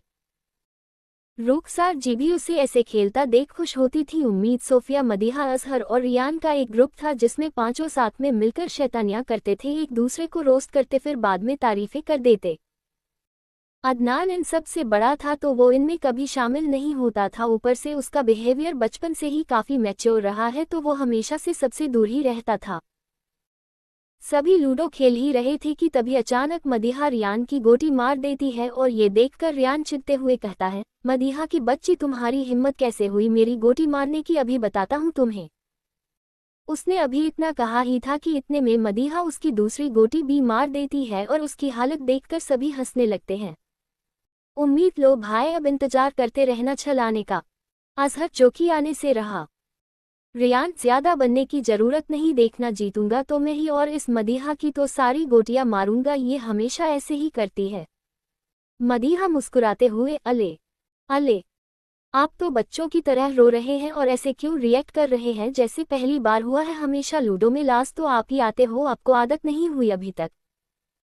उसकी बात सुनकर सभी वापस से हंसने लगते हैं और सोफिया कहती है, वैसे भाई मदीहा कह तो सही रही है, जितना आप हारते हैं अब तक तो आपको आदत हो जानी चाहिए थी। उसकी बात सुनकर रियान गुस्से में उसे घूरते हुए कहता है, अपनी बेस्ट फ्रेंड की साइड लेना बंद करो, तुम समझी। मदीहा सोफिया को हक करते हुए, लेगी वो मेरी साइड, आप क्या कर लेंगे। रियान, तुम्हारी तो मैं। उसने अभी इतना ही कहा था कि नाजिया जी कमरे में दाखिल होते हुए जरा गुस्से में कहती है, कोई समय का होश वगैरह है तुम लोगों को या नहीं? 10:30 बजने वाले हैं और मदीहा और सोफिया को देखकर कल से तुम दोनों की तो मिड टर्म के फाइनल प्रैक्टिकल स्टार्ट है ना, यह नहीं कि थोड़ा बहुत पढ़ाई कर लो। चलो जल्दी कमरे में जाओ अपने, और उम्मीद कल तुम्हारा भी स्कूल है, लेट सोगी फिर उठोई लेट। उनकी बात सुनकर मदीहा रिक्वेस्ट करते हुए कहती है, अम्मी प्लीज ना, बस ये वाला राउंड कंप्लीट होने दीजिए, फिर जा ही रहे हैं सोने। नाजिया जी खबरदार, जो तुमने मुझसे बहस की तो अभी यहाँ तुम लूडो में लगी होकर जब एग्जामिनर क्वेश्चन पूछेगा तो उसे भी यही बताते रहना कि 6 आया या 3। उनका गुस्सा देखकर सब समझ गए कि वह नहीं मानने वाली, इसलिए सब लोग पी के करके अपने कमरे की तरफ जाने लगे। तभी नाजिया जी सोफिया को रोककर कहती है, बेटा तुम्हें भाभी बुला रही है, उन्हें कुछ पूछना है, जरा एक बार उनके पास हो आओ। इतना कहकर वह वहां से चली जाती है। सोफिया मदीहा से, तुम कमरे में जो, मैं अम्मी के पास से होकर आता हूँ। इतना कहकर वो भी शिफा जी के कमरे की तरफ बढ़ जाती है। इधर मदीहा सीढ़ियां चढ़कर फर्स्ट फ्लोर पर जाती है और अपने कमरे की तरफ जा ही नहीं होती है कि उसे थोड़ी दूर से आता अदनान दिखता है, जो शायद किसी से फोन पर बात कर रहा था, और उसे अपने पास आता देख जल्दी से पीछे मुड़कर अपने कमरे की तरफ भागने ही वाली होती है कि तभी उसके कानों में अदनान की सख्त आवाज आती है, स्टॉप। उसकी आवाज सुनकर वह डर के मारे अपनी आंखें बंद कर लेती है और अपने मन में सोचती है, लो हो गया स्यापा, अब फिर डांट सुनना पड़ेगा। वो यही सब सो रही थी कि तब तक अदनान बिल्कुल उसके पीछे आकर खड़ा हो जाता है। अब तक उसका फोन कॉल भी पूरा हो चुका था। वो मदीहा को इस तरह उसकी तरफ पीट कर खड़े देख हाथ बांधकर अपनी सख्त आवाज में कहता है, इधर देखो मेरी तरफ। उसकी बात सुनकर मदीहा धीरे धीरे उसकी तरफ पलटती है और सर झुका के खड़ी हो जाती है, क्योंकि उससे नजरें मिलाने की हिम्मत तो उसमें थी ही नहीं। वही उसे ऐसा सहमा खड़ा देख अदनान कहता है, ये कौन सा वक्त है इस तरह यहाँ घूमने का, अब तक तुम्हें सो जाना चाहिए था, क्या कर रही हो यहाँ पर?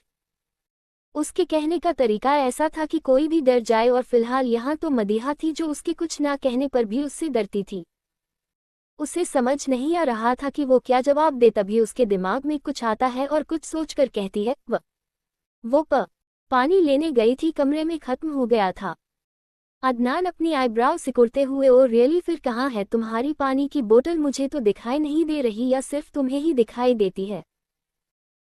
उसके सवाल पर मदीना का बुरा हाल हो गया था। वो अपने मन में खुद को डांटते हुए कहती है, और बोलो झूठ, सच कहते हैं लोग, झूठ बोलना हराम है, और मुझे तो एक झूठ भी ठीक से बोलना नहीं जाता। या अल्लाह बचा ले, आगे से इस जेल के सामने कभी नहीं आऊंगी। वह यही सब सो रही थी कि उसके कानों में एक बार फिर अदनान की सख्त मगर धीमी आवाज सुनाई देती है, कुछ पूछा है मैंने? मदीहा होश में आते हुए दूसरा झूठ बोलती है, वो सोफिया ला रही है पानी, उसने मुझे कमरे में जाने के लिए कहा तो मैं आ गई।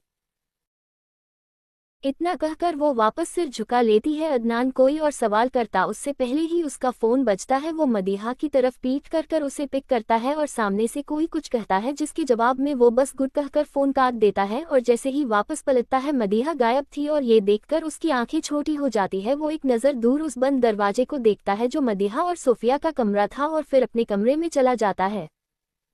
इधर उसके जाने के बाद मदीहा हल्का सा दरवाज़ा खोलकर देखती है और उसे ना पाकर एक सुकून की सांस लेकर कहती है, बच गए।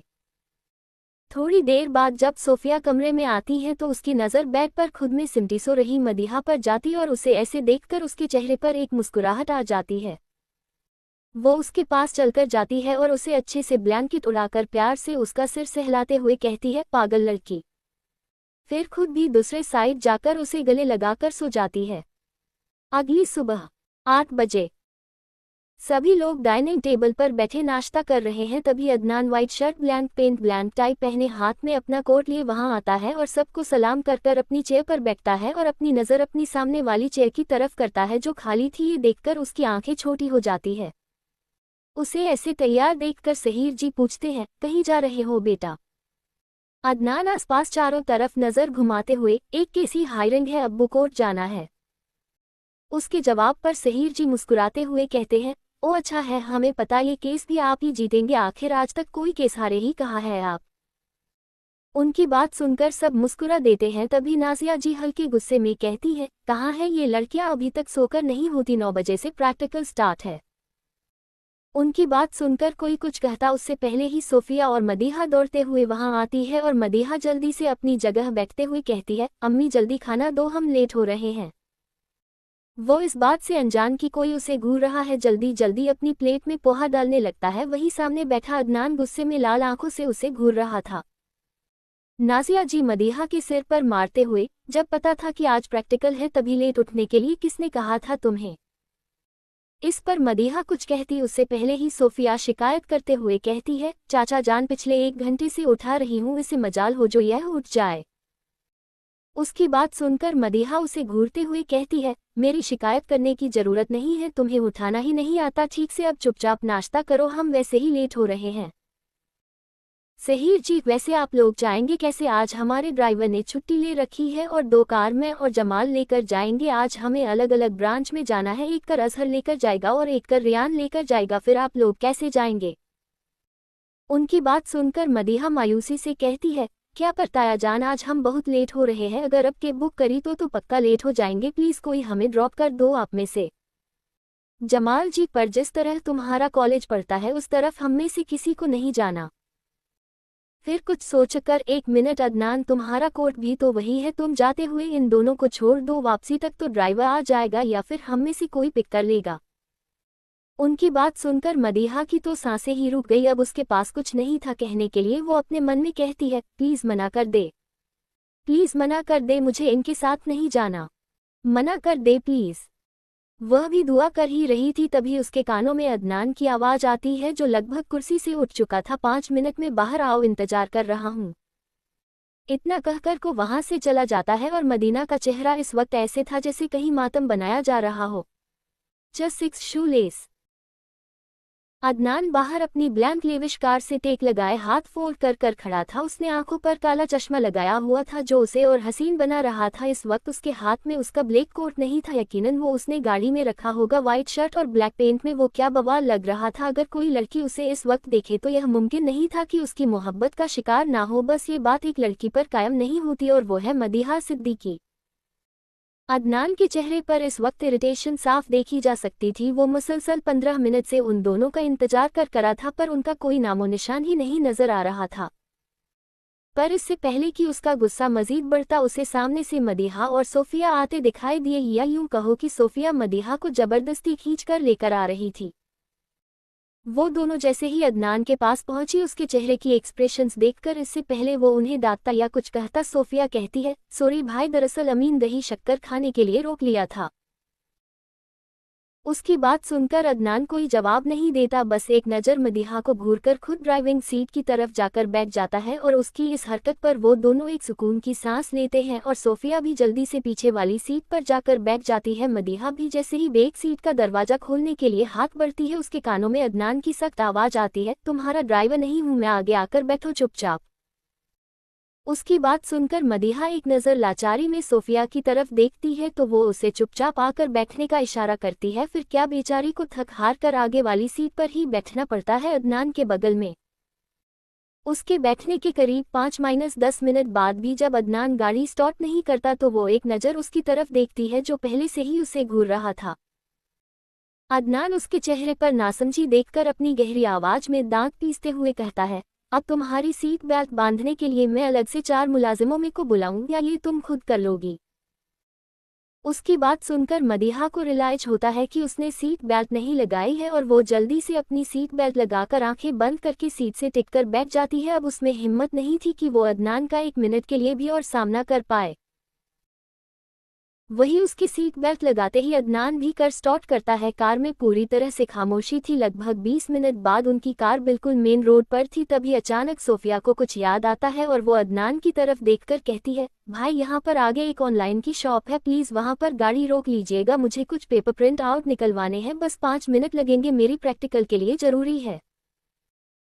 उसकी बात सुनकर अदनान उसे कोई जवाब नहीं देता मगर थोड़ी ही दूर पर ठीक ऑनलाइन शॉप के सामने कार रोक देता है। अदनान को कार रोकता देख सोफिया जल्दी से अपना बैग लेकर उतरने लगती है क्योंकि उसे पता था कि अगर उसने 5 मिनट की जगह 6 मिनट लगाए तो अदनान उसे वहीं छोड़कर चला जाएगा। उसे उतरता देख मदीहा भी अपनी सीट बेल्ट खोलने लगती है तो उसे ऐसा करता देख सोफिया उसे रोककर कहती है, अरे तुम रहने दो, मैं बस 5 मिनट में आ जाऊंगी, तुम्हारा प्रोजेक्ट तो पहले से ही सबमिट है, तुम इंतजार करो, मैं अभी आती हूँ। इतना कहकर वह बिना मदीहा की बात सुन वहां से चली जाती है और वही मदीहा गुस्से में उसे घूरती रह जाती है। आखिरकार वो उसे अदनान के साथ अकेला छोड़कर चली गई, यह जो बिल्कुल वैसे ही था जैसे किसी खूंखार शेर के सामने कोई बकरी छोड़कर चला गया हो। कार में इस वक्त एक अजीब सा सन्नाटा था और इस सन्नाटे में मदीहा को पता नहीं क्यों पर काफी ऑकवर्ड लग रहा था। वह हल्का सा नजरें तिरछी कर अदनान की तरफ देखती है जो अपने फोन को स्क्रॉल कर रहा था और उसका पूरा ध्यान अपने फोन पर ही था। ये देखकर वह एक सुकून की सांस लेती है कि कम से कम वह से घूर तो नहीं रहा। कुछ सोचकर वह अपनी तरफ की खिड़की का कांच नीचे करती है और बाहर देखने लगती है। यहाँ वहाँ नजरें घूमने के बाद अचानक उसकी नजरें एक आदमी पर जाती है जिसके हाथ में बहुत सारे अलग अलग रंग के बलून्स थे और ये देखकर उसके चेहरे पर एक प्यारी सी मुस्कुराहट आ जाती है। उसे बचपन से ही अलग अलग रंग के रंग बहुत पसंद है और यह बात घर में लगभग सभी को पता था। वह एक ऐसी लड़की थी जिसकी जिंदगी में रंगों का होना बहुत महत्व रखता था। वही उसे बिल्कुल उलट अदनान, जिसकी जिंदगी सफेद रंग से शुरू होकर काले रंग पर आकर खत्म हो जाती थी। अब भाई वह एडवोकेट जो था। मदीहा खिड़की से बाहर आंखों में चमक लिए बड़े प्यार से उन बैलून्स को देख रही थी। अभी अगर उसके साथ अदनान नहीं होता तो वो जाकर उन बैलून्स को खरीद लेती, पर फिलहाल तो उसके लिए सांस लेना भी इतना मुश्किल हो रहा था। उसे बस इंतजार था कि जल्दी से जल्दी सोफिया आ जाए। वो यही सब सोच रही थी कि तभी अचानक कार में एक अजीब सी गुड़गुड़ की आवाज आती है। यह आवाज सुनकर मदीहा जल्दी से अदनान की तरफ देखती है जो अजीब नजरों से उसे देख रहा था, फिर अपने पेट की तरफ जिसने अभी अभी उसे अपने सबसे नापसंद शख्स के सामने एम्बेरस्ड फील करवाया था। दरअसल लेट होने के चक्कर में उसने जल्दी जल्दी में सिवाय एक गिलास जूस के कुछ नहीं खाया था और अब उसे भूख लग रही थी जिसका सिग्नल उसके पेट में काफी अच्छे से दे दिया था। वह अपना सर झुकाए एम्बैरसमेंट में अपने पेट की तरफ से देख रही थी कि तभी उसे अपने सामने एक चॉकलेटी प्रोटीन बार दिखा। मुझे नजरें ऊपर करके देखती हैं तो यह अदनान ने उसकी तरफ बढ़ाया था। वह ना समझी, मैं अभी उसकी तरफ देख ही रही थी कि तभी अदनान कहता है, जल्दी पकड़ो, सारी जिंदगी तुम्हारे सामने चॉकलेट बार लेकर नहीं खड़ा रहना है मुझे। उसकी बात सुनकर वो जल्दी से उसके हाथ से चॉकलेट लेकर इसका रैपर खोलते हुए घबराई से आवाज में कहती है, थैंक यू। अदनान वापस अपना फोन चलाते हुए ही उसे ताना मारते हुआ कहता है, अगर लूडो खेलने की जगह तुम टाइम पर सोगी तो शायद तुम्हारी जिंदगी में कुछ डेवलपमेंट हो, वरना तुमसे कोई उम्मीद नहीं है मुझे। उसकी बात सुनकर मदीहा के खाते खाते हाथ रुक जाते हैं और उसकी आंखें हैरानी से बड़ी हो जाती है। उसे याद आता है कि कल रात कैसे उसने अदनान से झूठ बोला था और अब उसे एहसास हो रहा था कि अदनान को शायद सच पहले से ही पता था। वो हल्का डर और घबराहट के मिले जुले भाव से उसकी तरफ देखती है तो अदनान भी उसकी आंखों में देखते हुए बिना किसी भाव के अपनी सख्त आवाज़ में कहता है, अदनान सिद्दीकी नाम है मेरा, भूलो मत, इंडिया का बेस्ट क्रिमिनल लॉयर हूँ मैं। मेरे प्रोफेशन ने मुझे झूठ पहचानना बहुत अच्छे से सिखाया है और फिर अगर बात तुम्हारी हो तो तुमसे तो किसी काम में परफेक्शन की उम्मीद रखना सबसे बड़ी बेवकूफ़ी होगी। एक झूठ तक तो तुमसे ठीक से बोल नहीं जाता। कभी कभी मुझे लगता है तुम अपनी ज़िंदगी में कुछ कर भी पाओगी या इसी तरह लापरवाही करती रहोगी।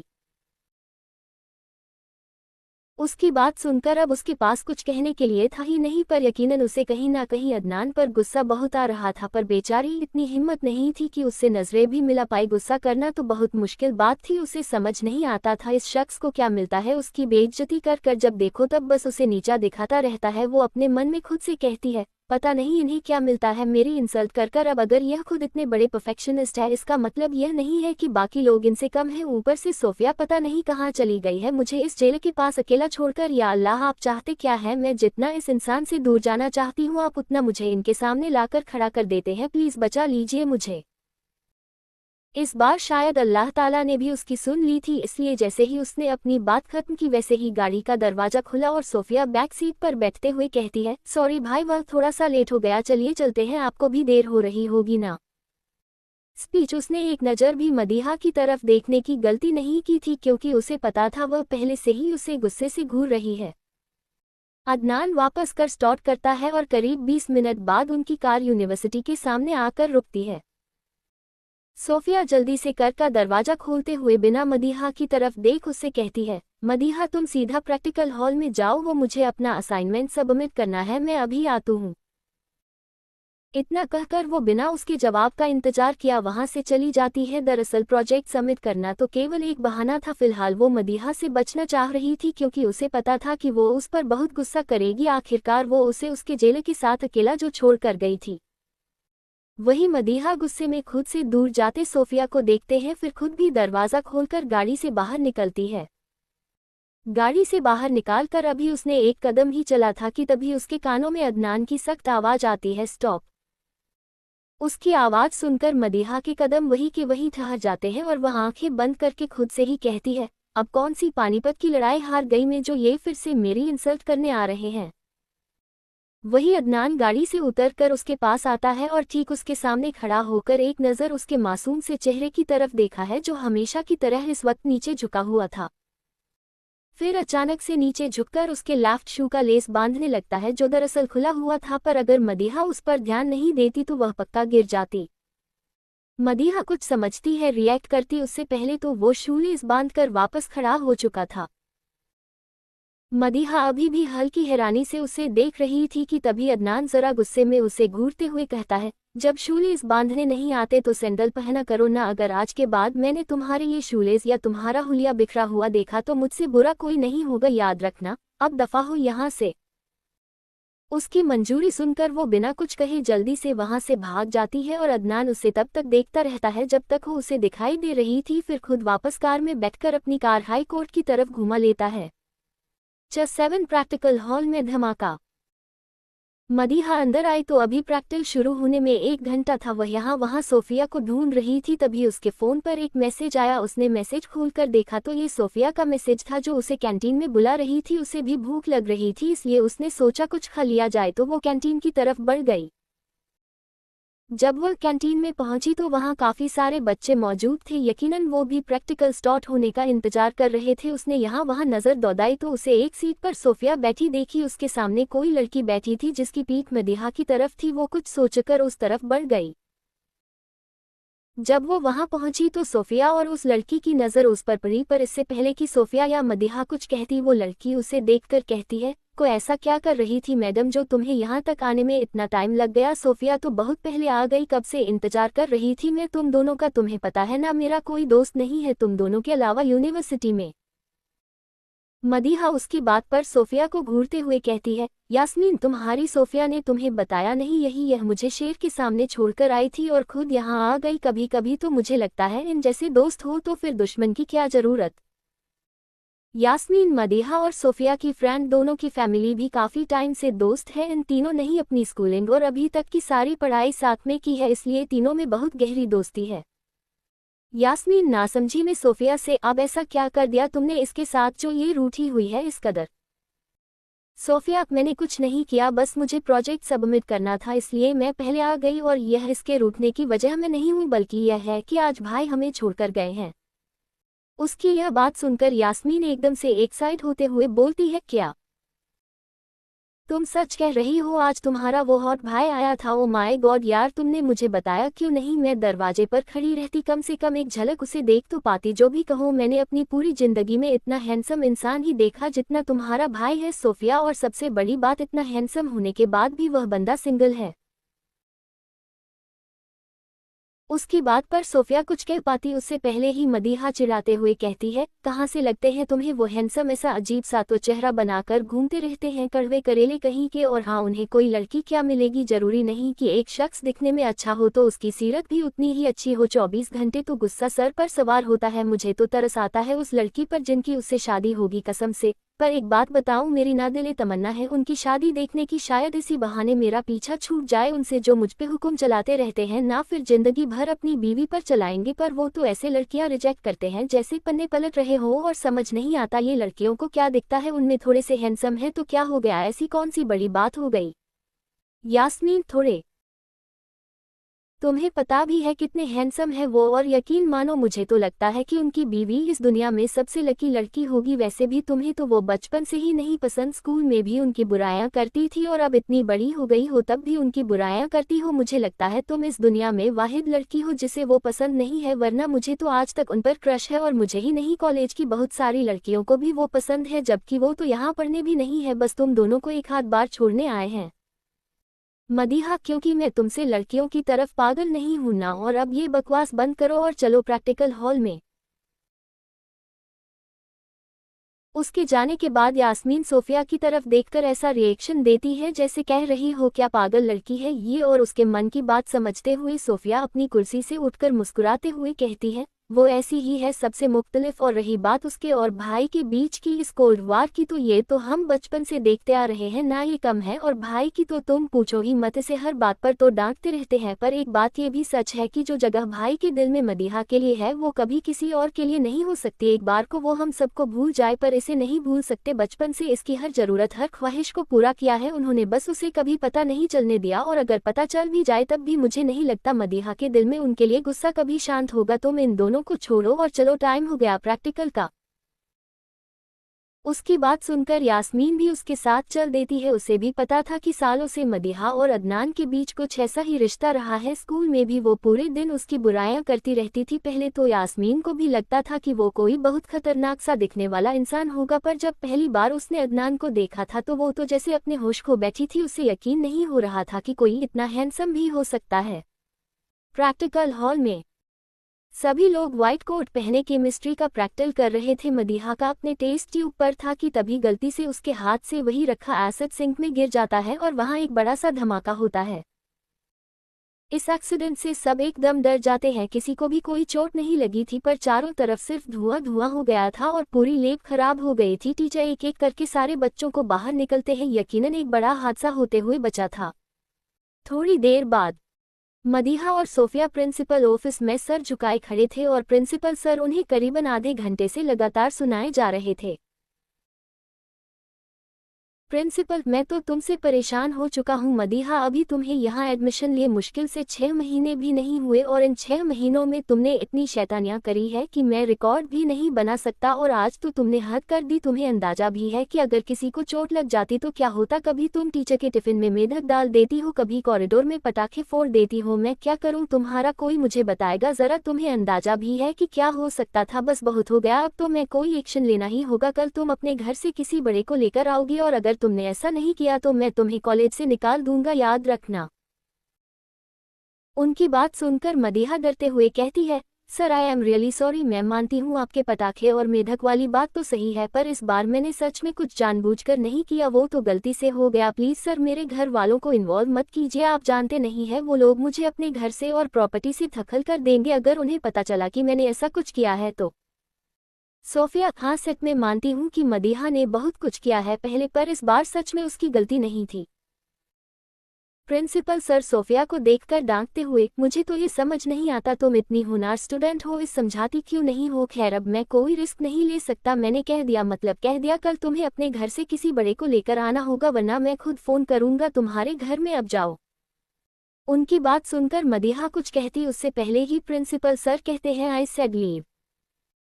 उनकी बात सुनकर वो दोनों प्रिंसिपल ऑफिस से बाहर निकल जाते हैं। जैसे ही वो बाहर आते हैं यास्मीन वही उनका इंतजार कर रही थी। वो मदीहा को देखकर फिक्र के साथ पूछती है, क्या हुआ, ज्यादा डांटा कि सर ने।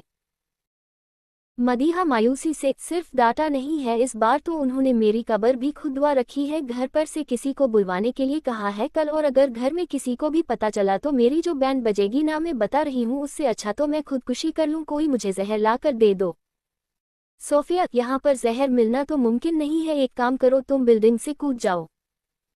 उसकी बात सुनकर मदीहा उसे घूरते हुए कहती है, तुम्हें शर्म नहीं आती, बहन हूँ मैं तुम्हारी और तुम मुझे खुदकुशी करने के लिए कह रही हो।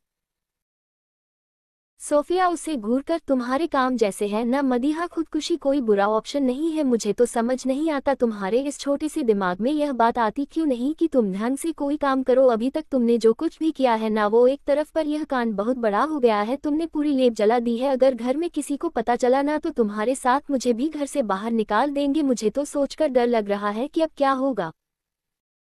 मदीहा, डर तो मुझे भी लग रहा है, कुछ ना कुछ तो करना होगा। हम घर वालों में से किसी को नहीं बता सकते हैं, क्योंकि अगर वो लोग यहाँ पर आए तो उन्हें मेरे पिछले गुनाहों के बारे में भी पता चल जाएगा कि मैंने यहाँ कॉलेज में क्या क्या किया है। यास्मीन, तुम लोग एक काम करो, अभी तो कॉलेज ओवर हो गया है तो घर जाओ। अगर टाइम पर घर नहीं पहुंचे तो घर वाले वैसे भी परेशान होंगे और घर पर जाकर कुछ सोचो, कोई ना कोई तो सॉल्यूशन मिल ही जाएगा। मैं तुम लोगों को शाम को फोन करती हूँ। मदीना और सोफिया को भी उसकी बात में सेंस लगा तो वो लोग भी घर जाने के लिए कॉलेज के मेन गेट की तरफ बढ़ गए। जब वो लोग वहां पहुंचे तो ड्राइवर पहले से उनका इंतजार कर रहा था। उन दोनों ने यास्मीन को बाय कहा और ड्राइवर के साथ घर के लिए निकल गए। चाइल्ड हेल्प मांगना। मदीहा और सोफिया उतरे हुए चेहरे के साथ घर आते हैं तो नाजिया जी और सिफा जी जो हॉल में बैठी सब्जियां काट रही थी उनकी नज़र उन पर जाती है। नाजिया जी, अरे आज देर हो गई, तुम्हें प्रैक्टिस कैसा गया वैसे? उनकी बात सुनकर मदीहा खोए हुए अंदाज में कहती है, धमाकेदार। शिफा जी नासमझी में, मतलब? सोफिया बात संभालते हुए, अच्छा गया अम्मी, ये तो पागल है, आप ध्यान ना दीजिए इस पर। वैसे हम अंदर अपने कमरे में जा रहे हैं, थोड़ी देर सो जाएंगे तो अच्छा लगेगा, थक गए हैं। नाजिया जी, अरे पर कुछ खा तो लो। सोफिया, नहीं चाची, कॉलेज कैंटीन से खाकर आए थे, अब बस थोड़ा आराम करना है। इतना कहकर वो मदीहा का हाथ पकड़कर ले जाने लगती है। तभी नाजिया जी रोकते हुए कहती है, एक मिनट, ये मदीहा को देखकर इतनी शांत क्यों है? सच सच बताओ, कोई नए तमाशा तो नहीं किया ना इसने? उनकी बात सुनकर मदीहा चिढ़ते हुए कहती है, अम्मी आपको क्या लगता है कि मैं सिर्फ प्रॉब्लम खड़ी करती हूँ? नाजिया जी, नहीं मेरी बच्ची, मुझे ऐसा लगता नहीं है, बल्कि पूरा यकीन है। उनकी बात सुनकर मदीहा की शक्ल बिल्कुल रोने वाली हो गई थी और उसका उतरा हुआ चेहरा देखकर शिफा जी उसके पास जाकर प्यार से उसके सिर पर हाथ फेरते हुए कहती है, खबरदार किसी ने भी कुछ कहा मेरी बच्ची को, बेटा तुम जाओ आराम करो। उनकी बात सुनकर मदीहा बेहद मासूमियत से उन्हें देखकर हाँ में सिर हिलाती है और नाजिया जी को देखता उन्हें जबान दिखाकर चली जाती है।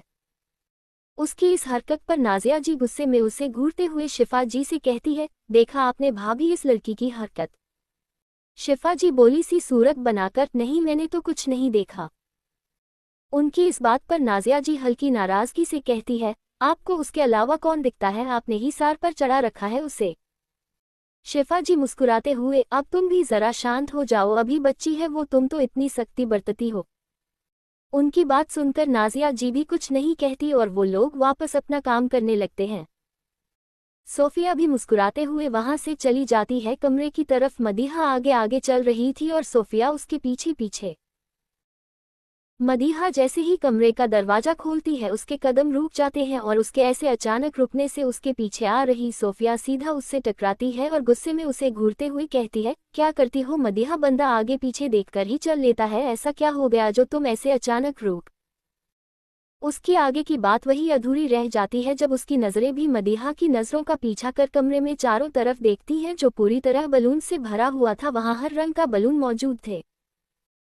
मदीहा तो ये देखकर इतनी खुश हो जाती है कि कूदते हुए उन बलून्स को अपने हाथों से उछालने लगती है। फिलहाल वो अपनी प्रॉब्लम भूल चुकी थी। वहीं सोफिया भी मुस्कुराते हुए कभी उसे तो कभी कमरे को देखती जो वाकई खूबसूरत लग रहा था। मदीहा बलून से खेलते हुए ही चेहक कर, कौन लाया इतने सारे बलून? सोफिया अपना बैग वही रखी टेबल पर रखते हुए, शायद रियान भाई लाए होंगे, ऐसी हरकतें वही कर सकते हैं। मदीहा मुस्कुराते हुए खुशी से, जो भी लाया हो आई जस्ट लव इट। तुम्हें पता है आज सुबह मैंने ऐसे ही बलून्स देखे थे पर मैं ले नहीं पाई थी। सोफिया, अब अगर बैलून से मन भर गया हो तो जरा अपनी आज की हरकत की तरफ भी तवज्जो दे दो, सोचा है क्या करना है? उसकी बात सुनकर मदीहा जो अभी तक बिल्कुल रिलैक्स थी एकदम से घबराते हुए सोफिया के पास बेड पर चढ़कर बैठते हुए कहती है, मैं तो भूल ही गई थी, तुम बताओ अब क्या करूं मैं? सोफिया, मुझसे पूछकर किया था जो किया था। मदीहा मायूसी से, इस दफा कसम से गलती से हुआ जो हुआ, जानबूझकर कुछ नहीं किया मैंने। सोफिया, तुमने वो कहावत सुनी है, शेर आया किसको खबर? और फिर जब हकीकत में शेर आता है तो कोई विश्वास नहीं करता। तुम्हारे साथ भी वही हुआ है। शैतानियों को लेकर तुम्हारी हिस्ट्री इतनी बुरी है कि कोई और क्या, मेरे लिए तुम पर एतबार करना जरा मुश्किल है। मदीहा उसका बाजू पकड़कर, कसम से इस बार मैंने कुछ नहीं किया, प्लीज मेरी हेल्प कर दो और कोई रास्ता निकालो। सोफिया एक गहरी सांस लेकर, एक रास्ता है। मदीहा, कौन सा? सोफिया, यही कि तुम खुद दिन के बाद सबको बता देना।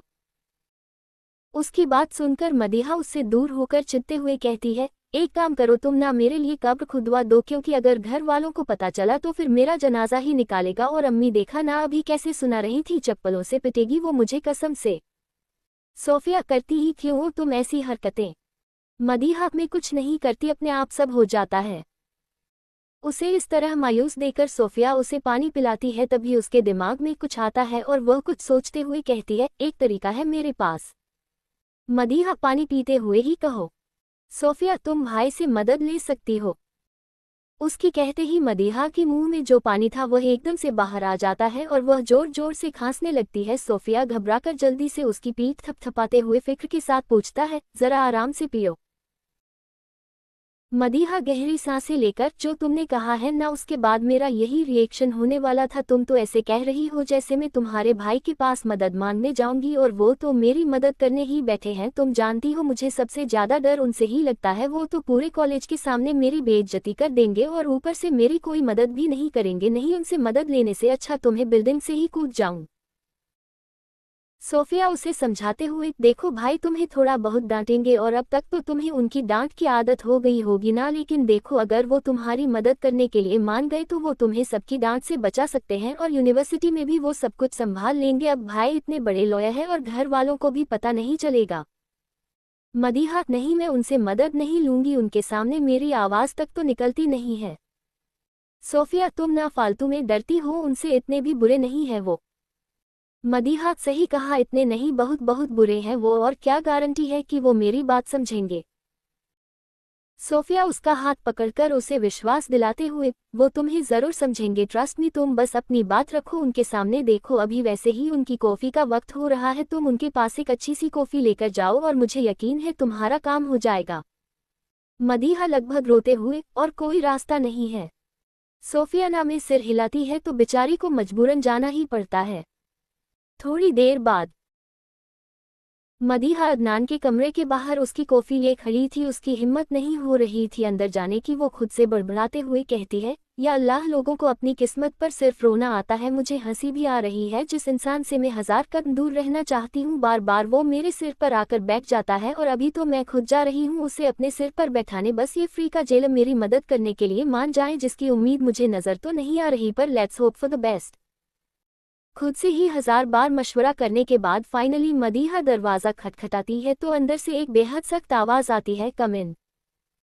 यह आवाज़ सुनकर ही मदीहा कांप गई थी। फिर एक गहरी सांस लेकर अंदर जाती है और जैसे ही दरवाज़ा खोलकर अंदर कदम रखती है उसकी नज़र अदनान पर जाती है। हमेशा की तरह सफ़ेद रंग के कुर्ते पजामे में वो पूरे फोकस के साथ अपनी फाइल पढ़ रहा था। आंखों पर वाइट ट्रांसपेरेंट चश्मा, चेहरे पर हल्की थकान, पर इन सबके बाद भी वो बेहद हसीन शख्सियत रखता था। मदीहा धीरे धीरे उसके पास जाती है और कॉफ़ी टेबल पर कॉफ़ी रखते हुए कहती है, आपकी कॉफ़ी। उसकी आवाज़ सुनकर अदनान फ़ौरन ऊपर देखता है। उसे यकीनन उसके वहाँ होने की उम्मीद नहीं थी, क्योंकि अक्सर शिफा जी ही उसके लिए कॉफ़ी लेकर आती थी। वो मदीहा को देखकर अपनी आंखें छोटी करते हुए कहता है, क्या कर रही हो तुम यहाँ? मदीहा हिम्मत कर नजरें नीचे करे हुए ही कहती है, आपके लिए कॉफ़ी लाई थी। आप थक गए होंगे ना? उसकी लास्ट लाइन सुनकर अदनान सोफे पर पीछे लीन होते हुए अपनी गहरी आवाज में कहता है, तुम्हें मेरी फिक्र कब से हो गई? जहन मिलाकर तो नहीं लाए इसमें? उसकी बात सुनकर मदीहा धीरे धीरे से खुद में बुदा कर कहती है, जहर से तो नॉर्मल लोग मरते, इनके लिए तो कुछ नया ट्राई करना पड़ेगा। फिर वापस अदनान को देखकर जबरदस्ती मुस्कुराते हुए कहती है, मैं तो स्टूडेंट हूँ, मेरे पास जहन कहाँ से आएगा? अदनान अपनी आईब्रो उठाते हुए, ओ इसका मतलब अगर होता तो दे देती तुम? उसके इस सवाल पर मदीहा के पास कहने के लिए कुछ नहीं था। वो बस सर झुकाकर ना में सिर हिला देती है। जिस इरादे से वो यहाँ आई थी अब उसने वो इरादा बदल दिया था। उसे ले देकर जो उम्मीद थी कि अदनान उसकी मदद करेगा अब वो खत्म हो चुकी थी, इसलिए अब बस उसे वहाँ से निकलना था। वो पलटकर जाने लगती है, तभी उसके कानों में अदनान की आवाज़ आती है, मैंने जाने के लिए कहा। उसकी बात सुनकर वो वापस पलटकर उसके सामने सिर झुकाकर खड़ी हो जाती है और खुद को और सोफिया को कोसने लगती है कि क्यों अपने पैर पर कुल्हाड़ी मारी कर आई वो यहाँ। वही अदनान कॉफ़ी का कम लेकर एक नज़र उसे देता है और जैसे ही पहला घूंट पीता है उसे कॉफ़ी रोज़मर्रा से कुछ मुख्तलिफ अलग लगती है। को मदीहा को देखकर पूछता है, तुमने बनाई है? मदीहा हल्का सा हाँ में सिर हिला देती है पर कहती कुछ नहीं है। अदनान पूरी कॉफ़ी बिना पल के झपकाए मदीहा को एकटक देख रहा था और उसकी नज़रें मदीहा भी बखूबी महसूस कर रही थी। अपनी कॉफ़ी खत्म कर वो कप वापस टेबल पर रखते हुए कहता है, क्या काम है? उसके इस सवाल पर मदीहा हैरानी से उसे देखती है। उसे हैरानी हो रही थी कि अदनान को कैसे पता वो काम से आई भी। अदनान उसके चेहरे पर हैरानी समझकर हल्का टेढ़ा मुस्कुराते हुए कहता है, तुम बार बार भूल क्यों जाती हो? मैं एक क्रिमिनल लॉयर हूँ, इंसान के चेहरे को देखकर बता सकता हूँ उसके जहन में क्या है, और फिर तुम्हारी तो रग रग से वाकिफ हूँ, मैं बताऊँ क्यों आई थी। उसकी बात सुनकर अब मदीहा सच बोलने का फैसला लेते हुए कहना शुरू कहती है, वो गलती से आज मुझसे कॉलेज के वक्त एक छोटी सी मिस्टेक हो गई थी और कॉलेज प्रॉपर्टी थोड़ी सी डैमेज हो गई है। प्रिंसिपल सर ने किसी फैमिली मेंबर को बुलाया है, क्या प्लीज आप चल सकते हैं? उसकी बुरी बात सुनने के बाद अदनान कहता है, थोड़ी सी प्रॉपर्टी रियली? तुमने पूरा प्रैक्टिकल लैब डैमेज कर दिया है। उसके जवाब पर मदीहा की हैरानी और बढ़ जाती है, उसे यकीन नहीं हो रहा था कि अदनान को कैसे पता कि आज क्या हुआ है। उसकी हैरानी समझते हुए अदनान कहता है, तुम्हारे प्रोफेसर का फोन आया था मुझे। उसकी बात सुनकर वो सब समझ जाती है, आखिरकार उससे जुड़े हर एक शख्स का नंबर अदनान के पास पहले से ही था ताकि वो कोई भी गलती करे और उसे पता चल जाए, फिर उसके बाद उसे खूब सुनाए। मदीहा, क्या आप प्लीज़ मेरी मदद कर देंगे? अगर घर में किसी को भी पता चला तो मुझे बहुत डांट पड़ेगी। इस बार सच में मैंने जानबूझकर कुछ नहीं किया। अदनान, मदद तो मैं कर दूंगा, पर मुझे क्या मिलेगा? मदीहा नासमझी में, मेरे पास तो कुछ नहीं है, पर हाँ पिछले रमज़ान मैंने गुल्लक जोड़ना शुरू किया था, उसमें जितने भी पैसे हैं मैं आपको दे सकती हूँ। अदनान, मुझसे 1 घंटे बात करने के लिए भी लोगों को लाखों रुपए देने पड़ते हैं और तुम्हें लगता है मैं तुम्हारे उसे स्टूपिड सी गुल्लक से पैसे मांगूंगा? मदीहा, फिर क्या चाहिए आपको? अदनान, कल से रोज तुम खुद अपने हाथ की बनाई कॉफ़ी लेकर आओगी मेरे लिए इसी वक्त। उसकी बात सुनकर मदीहा झट से राजी होकर कहती है, ठीक है मैं ले आऊंगी, आप बस कल को ले जाना। मदीहा की मंजूरी सुनकर अदनान कहता है, ठीक है फिर तुम्हारी प्रॉब्लम सॉल्व हो जाएगी। उसकी मंजूरी सुनकर मदीहा जरा सुकून की सांस लेती है और कहती है, अब मैं दफा हो जाऊं। अदनान हमेशा उसे दफा होने का कहता था तो वो भी सीख गई थी। अदनान, नहीं, तुम्हें कहीं चोट तो नहीं आई? ये पूछते वक्त उसके चेहरे पर कोई भी भाव नहीं था, ऐसा लग रहा था जैसे वो नॉर्मली ही पूछ रहा है, बस पर आंखों में कुछ था। मदीहा, हाँ मुझे क्या होगा, मैं ठीक हूँ। उसकी बात सुनकर अदनान वापस अपने कोल्डोरा में कहता है, अब तुम दफा हो सकती हो। और उसकी यह बात सुनते ही वो वहां से भाग जाती है। अगर कोई उसे पूछता कि उसे अदनान के सबसे अच्छे शब्द कौन से लगते हैं तो यही कहती कि जब वो उसे दफा होने के लिए कहता है। चेन्नई अदनान का कॉलेज आना और मदीहा के असू। अगली सुबह मदीहा और सोफिया जब डाइनिंग टेबल के पास नाश्ते के लिए आए तो उन्हें टाइम पर आता देख नाजिया जी कहती है, अरे वाह, आज सूरज सही जगह से तो निकला है जो तुम दोनों टाइम पर आ गई, वरना तो हर बार भागती दौड़ती आती हो। सोफिया, चाची वो आज जल्दी कॉलेज जाना है, कुछ डॉक्यूमेंटेशन का काम है। शिफा जी, अच्छा तो जल्दी नाश्ता करो फिर। उनकी बात सुनकर वो दोनों अपनी अपनी जगह पर बैठ जाती है। मदीहा की नज़रें अदनान की चेयर पर थी जो खाली थी और उससे ये देखकर बहुत बेचैनी हो रही थी, इसलिए नहीं क्योंकि उसे उसकी फिक्र थी बल्कि इसलिए क्योंकि आज वो उसके कॉलेज उसका मसला सुझाने जाने वाला था। पर उसकी खाली चेयर देखकर अब उसे डर लग रहा था। वो अपने बगल में बैठी सोफिया को सामने देखने का इशारा करती है तो सोफिया सामने देखती है। अदनान की खाली चेयर देखकर उसे भी कुछ अजीब लगता है क्योंकि वह नाश्ता हमेशा घर पर ही करता था। फिर वो शिफा जी की तरफ देखकर पूछती है, अम्मी भाई कहाँ है? शिफा जी, वो अदनान को किसी क्लाइंट के पास जाना था इसलिए वो चला गया सुबह ही।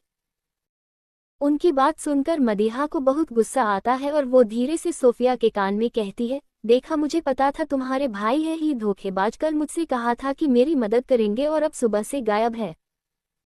सोफिया धीरे से कहती है, अगर भाई ने कहा है कि वो हेल्प करेंगे तो जरूर करेंगे, तो फिक्र ना करो, क्या पता वो डायरेक्ट कॉलेज आ जाए। उसकी बात सुनकर मदीहा कुछ और कहती उससे पहले ही नाजिया जी उन दोनों से कहती है, क्या खुसर पुसर चल रही है तुम दोनों के बीच? जल्दी से नाश्ता करो और कॉलेज जाओ वरना देर हो जाएगी। उनकी बात सुनकर वो दोनों जल्दी जल्दी नाश्ता करती है और ड्राइवर के साथ कॉलेज के लिए निकल जाती है। कार में मदीहा परेशान होते हुए, अगर तुम्हारे भाई नहीं आए तो क्या होगा? प्रिंसिपल सर तो सच में मुझे कॉलेज से निकाल देंगे, मैं बता रही हूँ, कल उन्होंने धमकी नहीं दी थी, वो काफी सीरियस थे। उसकी बात सुनकर सोफिया उसे समझाते हुए कहती है, तुमसे फिक्र ना करो, सब सही होगा, मैं एक काम करती हूँ, मैं भाई को फोन करती हूँ। उसकी बात सुनकर मदीहा हाँ में सिर हिलाकर सहमति देती है तो सोफिया अदनान को कॉल करती है पर फोन लग ही नहीं रहा था। मदीहा, क्या हुआ? सोफिया, भाई फोन ही नहीं उठा रहे। मदीहा, मुझे उन पर भरोसा ही नहीं करना चाहिए था। अब मैं क्या करूंगी, मुझे कुछ समझ नहीं आ रहा है। या अल्लाह, ये कैसी आजमाइश है। लगता है आज मुझे कॉलेज को टाटा बाय बाय कहना पड़ेगा, उसके अलावा और कोई रास्ता नहीं है।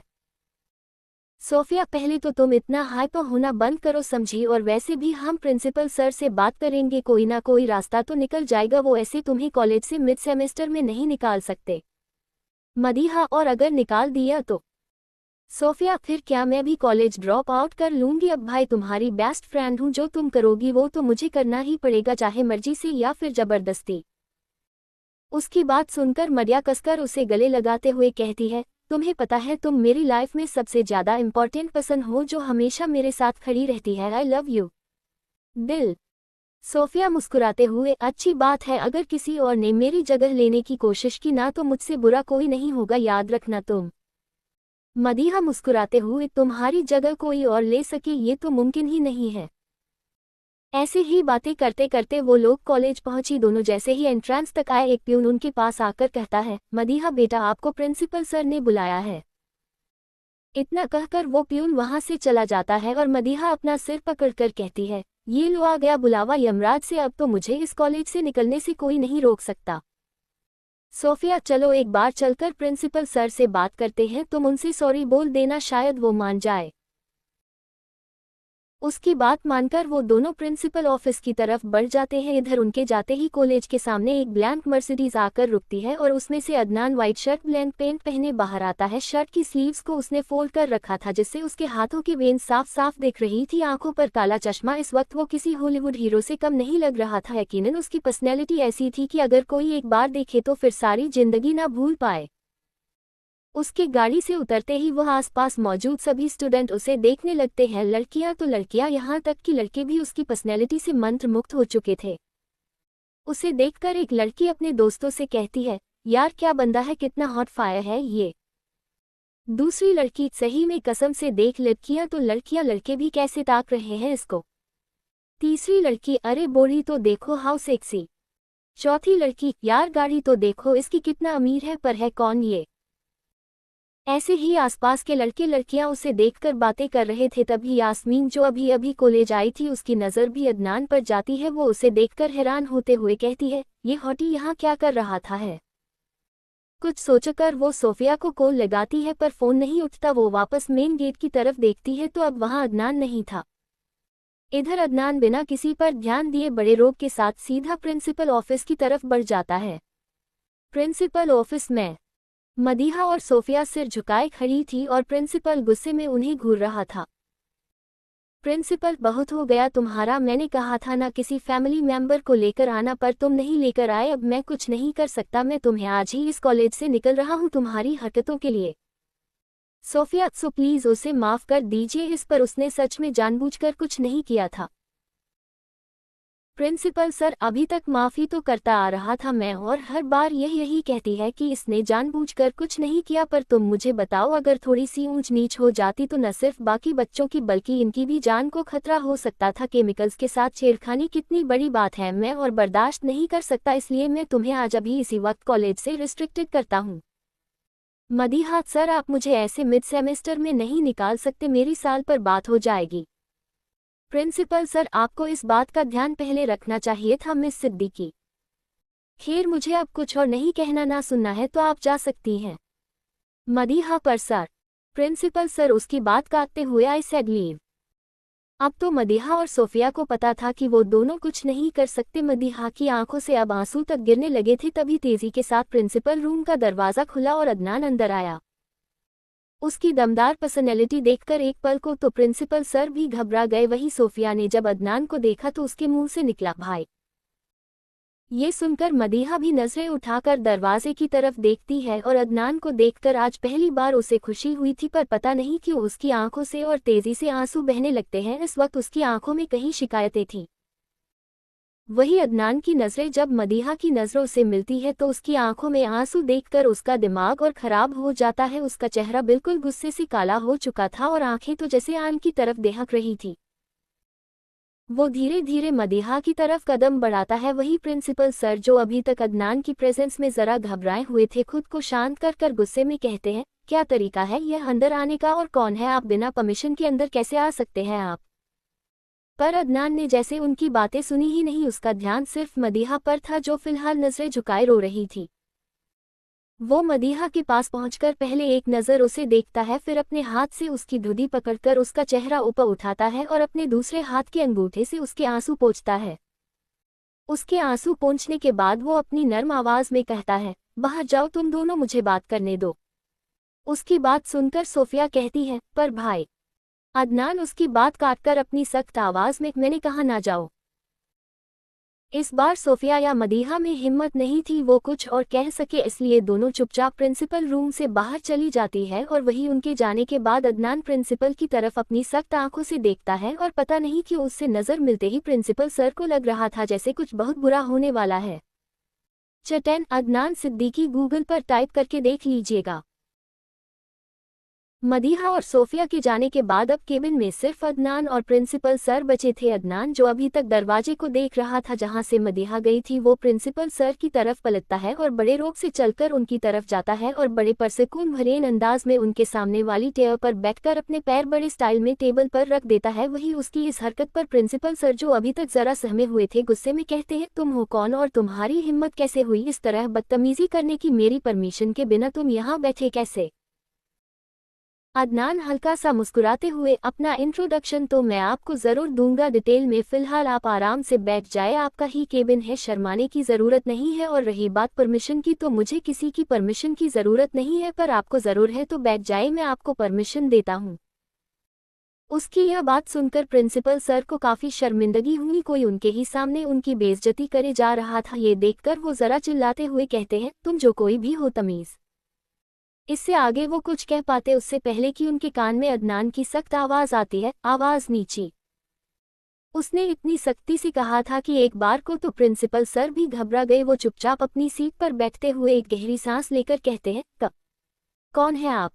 अदनान टेबल पर रखे पेपरवेट को घुमाते हुए, मदीहा सिद्दीकी की फैमिली। प्रिंसिपल सर, ओ तो आप उनके ब्रदर हैं, आपको पहले बताना चाहिए था ना। उनके मुंह से ब्रदर सुनकर अदनान बेहद गुस्से में अपनी लाल आंखों से उन्हें घूरता है जैसे अभी उस प्रिंसिपल का कत्ल कर देगा। वही उसकी लाल आंखें देख प्रिंसिपल सर को भी बेहद डर लग रहा था, पता नहीं क्यों, पर अदनान की प्रेजेंस उन्हें बहुत डरा रही थी। पर अपनी पोजीशन की मर्यादा समझते हुए वो खुद को शांत करने की कोशिश कर रहे थे जो अब मुश्किल नजर आ रहा था। वो अभी अपने डर पर काबू करने की कोशिश ही कर रहे थे कि तभी उनके कानों में अदनान की सख्त आवाज आया, I am not her brother, I am her cousin. Principal sir अपना पसीना पोंछते हुए जबरदस्ती मुस्कुराते हुए, ओ अच्छा, खैर मैं क्या कर सकता हूँ आपके लिए। अदनान, कुछ नहीं, आप मेरे लिए तो कुछ नहीं कर सकते पर अपने लिए काफी कुछ कर सकते हैं।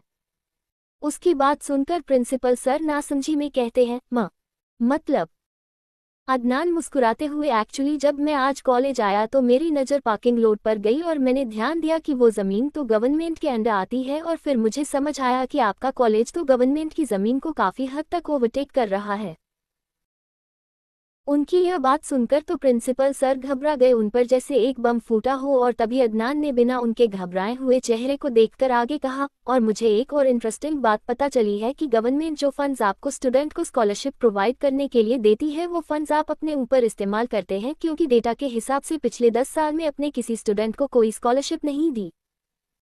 उसकी यह बात सुनकर तो प्रिंसिपल सर की जैसे रूह कांप गई थी, वो ऊपर से नीचे तक पूरी तरह डर से कांप रहे थे। वो हड़बड़ाते आते हुए हकलाकर कहने की कोशिश करते, आप क्या कहना चाहते हैं।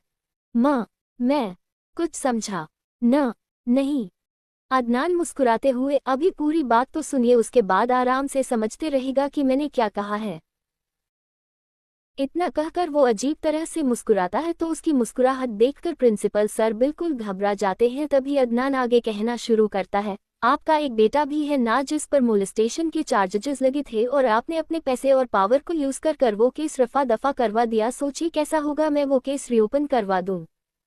प्रिंसिपल सर डरते हुए, तुम ऐसा नहीं कर सकते। अदनान, मैं ऐसा बिल्कुल कर सकता हूं और इसके आगे भी बहुत कुछ कर सकता हूं, पता है क्यों।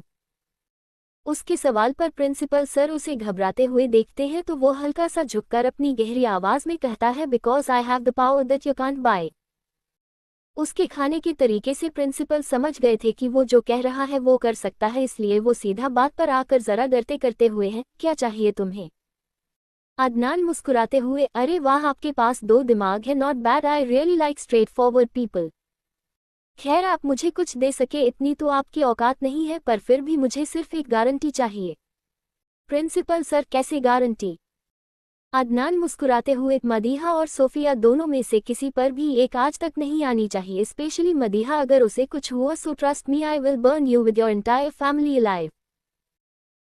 उसकी धमकी सुनकर प्रिंसिपल सर लगभग खिलखिलाते हुए कहते हैं, आप जैसा कहेंगे मैं करूंगा, उन दोनों लड़कियों को कोई प्रॉब्लम नहीं होगी, वो आराम से यहाँ पढ़ सकती है, उनकी जिम्मेदारी मैं लेता हूँ, प्लीज आप मेरी फैमिली को बख्श दीजिए और मेरी करप्शन के बारे में किसी को मत बताइएगा प्लीज। अदनान, आपको जिम्मेदारी लेने की जरूरत नहीं है, उसके लिए मैं हूँ, आपको सिर्फ यहाँ उनकी हिफाजत करना है, क्योंकि अगर उन दोनों में से किसी को कुछ हुआ फिर आपकी हिफाजत करने के लिए कोई नहीं बचेगा, याद रखिएगा मेरी बात। प्रिंसिपल सर, हो जाएगा, आपने जैसा कहा मैं वैसे ही करूंगा, प्लीज मुझे बख्श दीजिए। इतना कहकर वह अपने हाथ जोड़ लेते हैं। वहीं उनकी हालत देखकर अदनान मुस्कुराते हुए कहता है, उम्मीद है आप ऐसे ही करेंगे, वरना जितना करप्शन आपने किया है उसके लिए कम से कम 7-8 साल की सजा और 10-12 करोड़ का जुर्माना तो आपको देने होगा, और मुझे पूरा विश्वास है कि आपके बैंक बैलेंस में इतना पैसा तो नहीं होगा। इतना कहकर वह चेयर से उठता है और अपनी आंखों में चश्मा लगाकर जाने लगता है, फिर तभी कुछ सोचकर टेबल पर रखा पानी का गिलास खिसकाकर प्रिंसिपल सर की तरफ बढ़ाते हुए कहता है, पी लीजिए, कहीं हार्ट अटैक आ गया तो आपके परिवार का क्या होगा। इतना कहकर वो वहां से जाने लगता है कि तभी प्रिंसिपल सर जरा घबराते हुए पूछते हैं, कौन है आप?